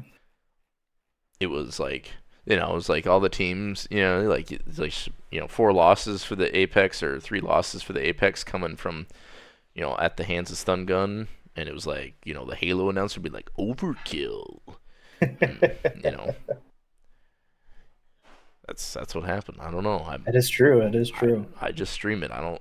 Yeah, Stun Gun's just sitting in the dugout, and they're like, "Yeah, the loss goes to Stun Gun." He's like, "What? I didn't do anything." Dust, will you be like, and buy stock? I don't buy stocks. I don't really care about money, so I don't. See, care. I want passive money. That's why I buy stock. I already have passive money. I haven't been around as long as you yet, so I got to build that. Well, I GM. I feel like that's pretty passive. It doesn't take, it's only a handful of hours or so a week, depending on what's going on. So. Sure, but it's being a GM doesn't get you everything in the season. It's pretty dang close between GMing and your contract pay for your player. True. Because like once you get your player up there, like I mean I'm at the point soon where it's gonna be 9 to 10 mil a season, so that See, that I want to covers all the be weekly training and then some. So yeah, because I would think I think minors is 12 mil a season for minors GM. I thought majors was 18, but I can't even remember anymore. Yeah, I think minors GMs is 12, and then I think my player this year is making 9.5. That's way So overpaid. almost there. Way Yeah. overpaid for those 2 L's on stream. Am I right? I mean, don't not good. Enoch about to call up a 200 TP reliever from the minors and do the same Get this thing. guy out of here. 2 losses. Anyone could do that. 100, Anybody can lose the game. yeah, 190, TPE player with 500,000 cap hit. They could do that. I know. I mean, it's a long season, so I would encourage everyone to not get. I would encourage you not to get discouraged, if that's a expression. But Hold on, you're telling me that 7 games into a 108 game season, I should not be throwing away the book? No, I wouldn't recommend it. It's a long season, and there's like tweaks. It takes a little time for things to get settled in. Some people might be lagging on their updates and stuff. It just kind of depends. Things usually take about 40 some games, I think, in this league to kind of balance out, in my opinion. Say or you can just be like the Flamingos last year and it never balanced out. Yeah. Well, and then there's also, it seems like there's a lot of teams that start out really well, or players especially. You see it, maybe not so much teams, but like individuals that start really strong, and then they get like really, really railed in the last IRL sim week or something like that. So it kind of depends. It's also interesting to see how like teams and stuff can flip. Obviously, because this week we're starting as what it is, and then as obviously the weeks go on and updates come in, it's always interesting to see how those teams can start to have people that are there for whatever reason. Because we know there are certain situations where it's like, oh yeah, I somehow did better with less TPE than I did with more TPE. But then also vice versa, where it's like, all right, well, yeah, as you start pumping in that TPE, and seeing those people actually get better is always a fun thing to think, especially like regression players. It's always interesting to see how they start the season versus how they end the season with that giant chunk of TPE gone. Yeah, I think in the PvE, especially like when you're in that sub 1200 TPE range, I have a theory. I mean, I believe that the in-season TPE application matters a little bit more than what I've seen maybe in some other sim leagues, but it's tough. It's just a theory of mine. I don't really have I haven't mathed it out, so I guess I could be proven wrong with some long written media post, but if someone wants to do that, they're more than welcome to. But that's just kind of my thing. So I always advocate for just little things, especially like personally, I like to, as the season goes along, have people like maybe tick a little bit into defense and stuff like that maybe doesn't show through as much on the stat line, but can be helpful, especially come playoff time. And even offensively, it can be good for things like eye and other eye and gap and some of the stuff. But looks like we're about uploaded here. Thank you all so much for tuning in. Parkweb, thanks for join me here today, and I'll be on for a few more streams, so hopefully the Detroit Demons don't always lose the rest of the season, because they don't do the best when I stream their games for whatever reason. I have the highest hopes for them all the time, and then it just kind of falls off. Well, tomorrow I guess we will find out, because I'm also streaming with Plague, so we'll see if I'm also a catalyst for the Demons or not. I don't know. I mean, yeah, definitely the person who's commentating has a lot more influence on the outcome than the person driving the sim, right? So, all right, we're gonna do it here. Call it a wrap here. Thanks everyone so much for tuning in. I'll post the updated index announcement, and yeah, call it a night. Have a good one, everyone. Have a good night, folks.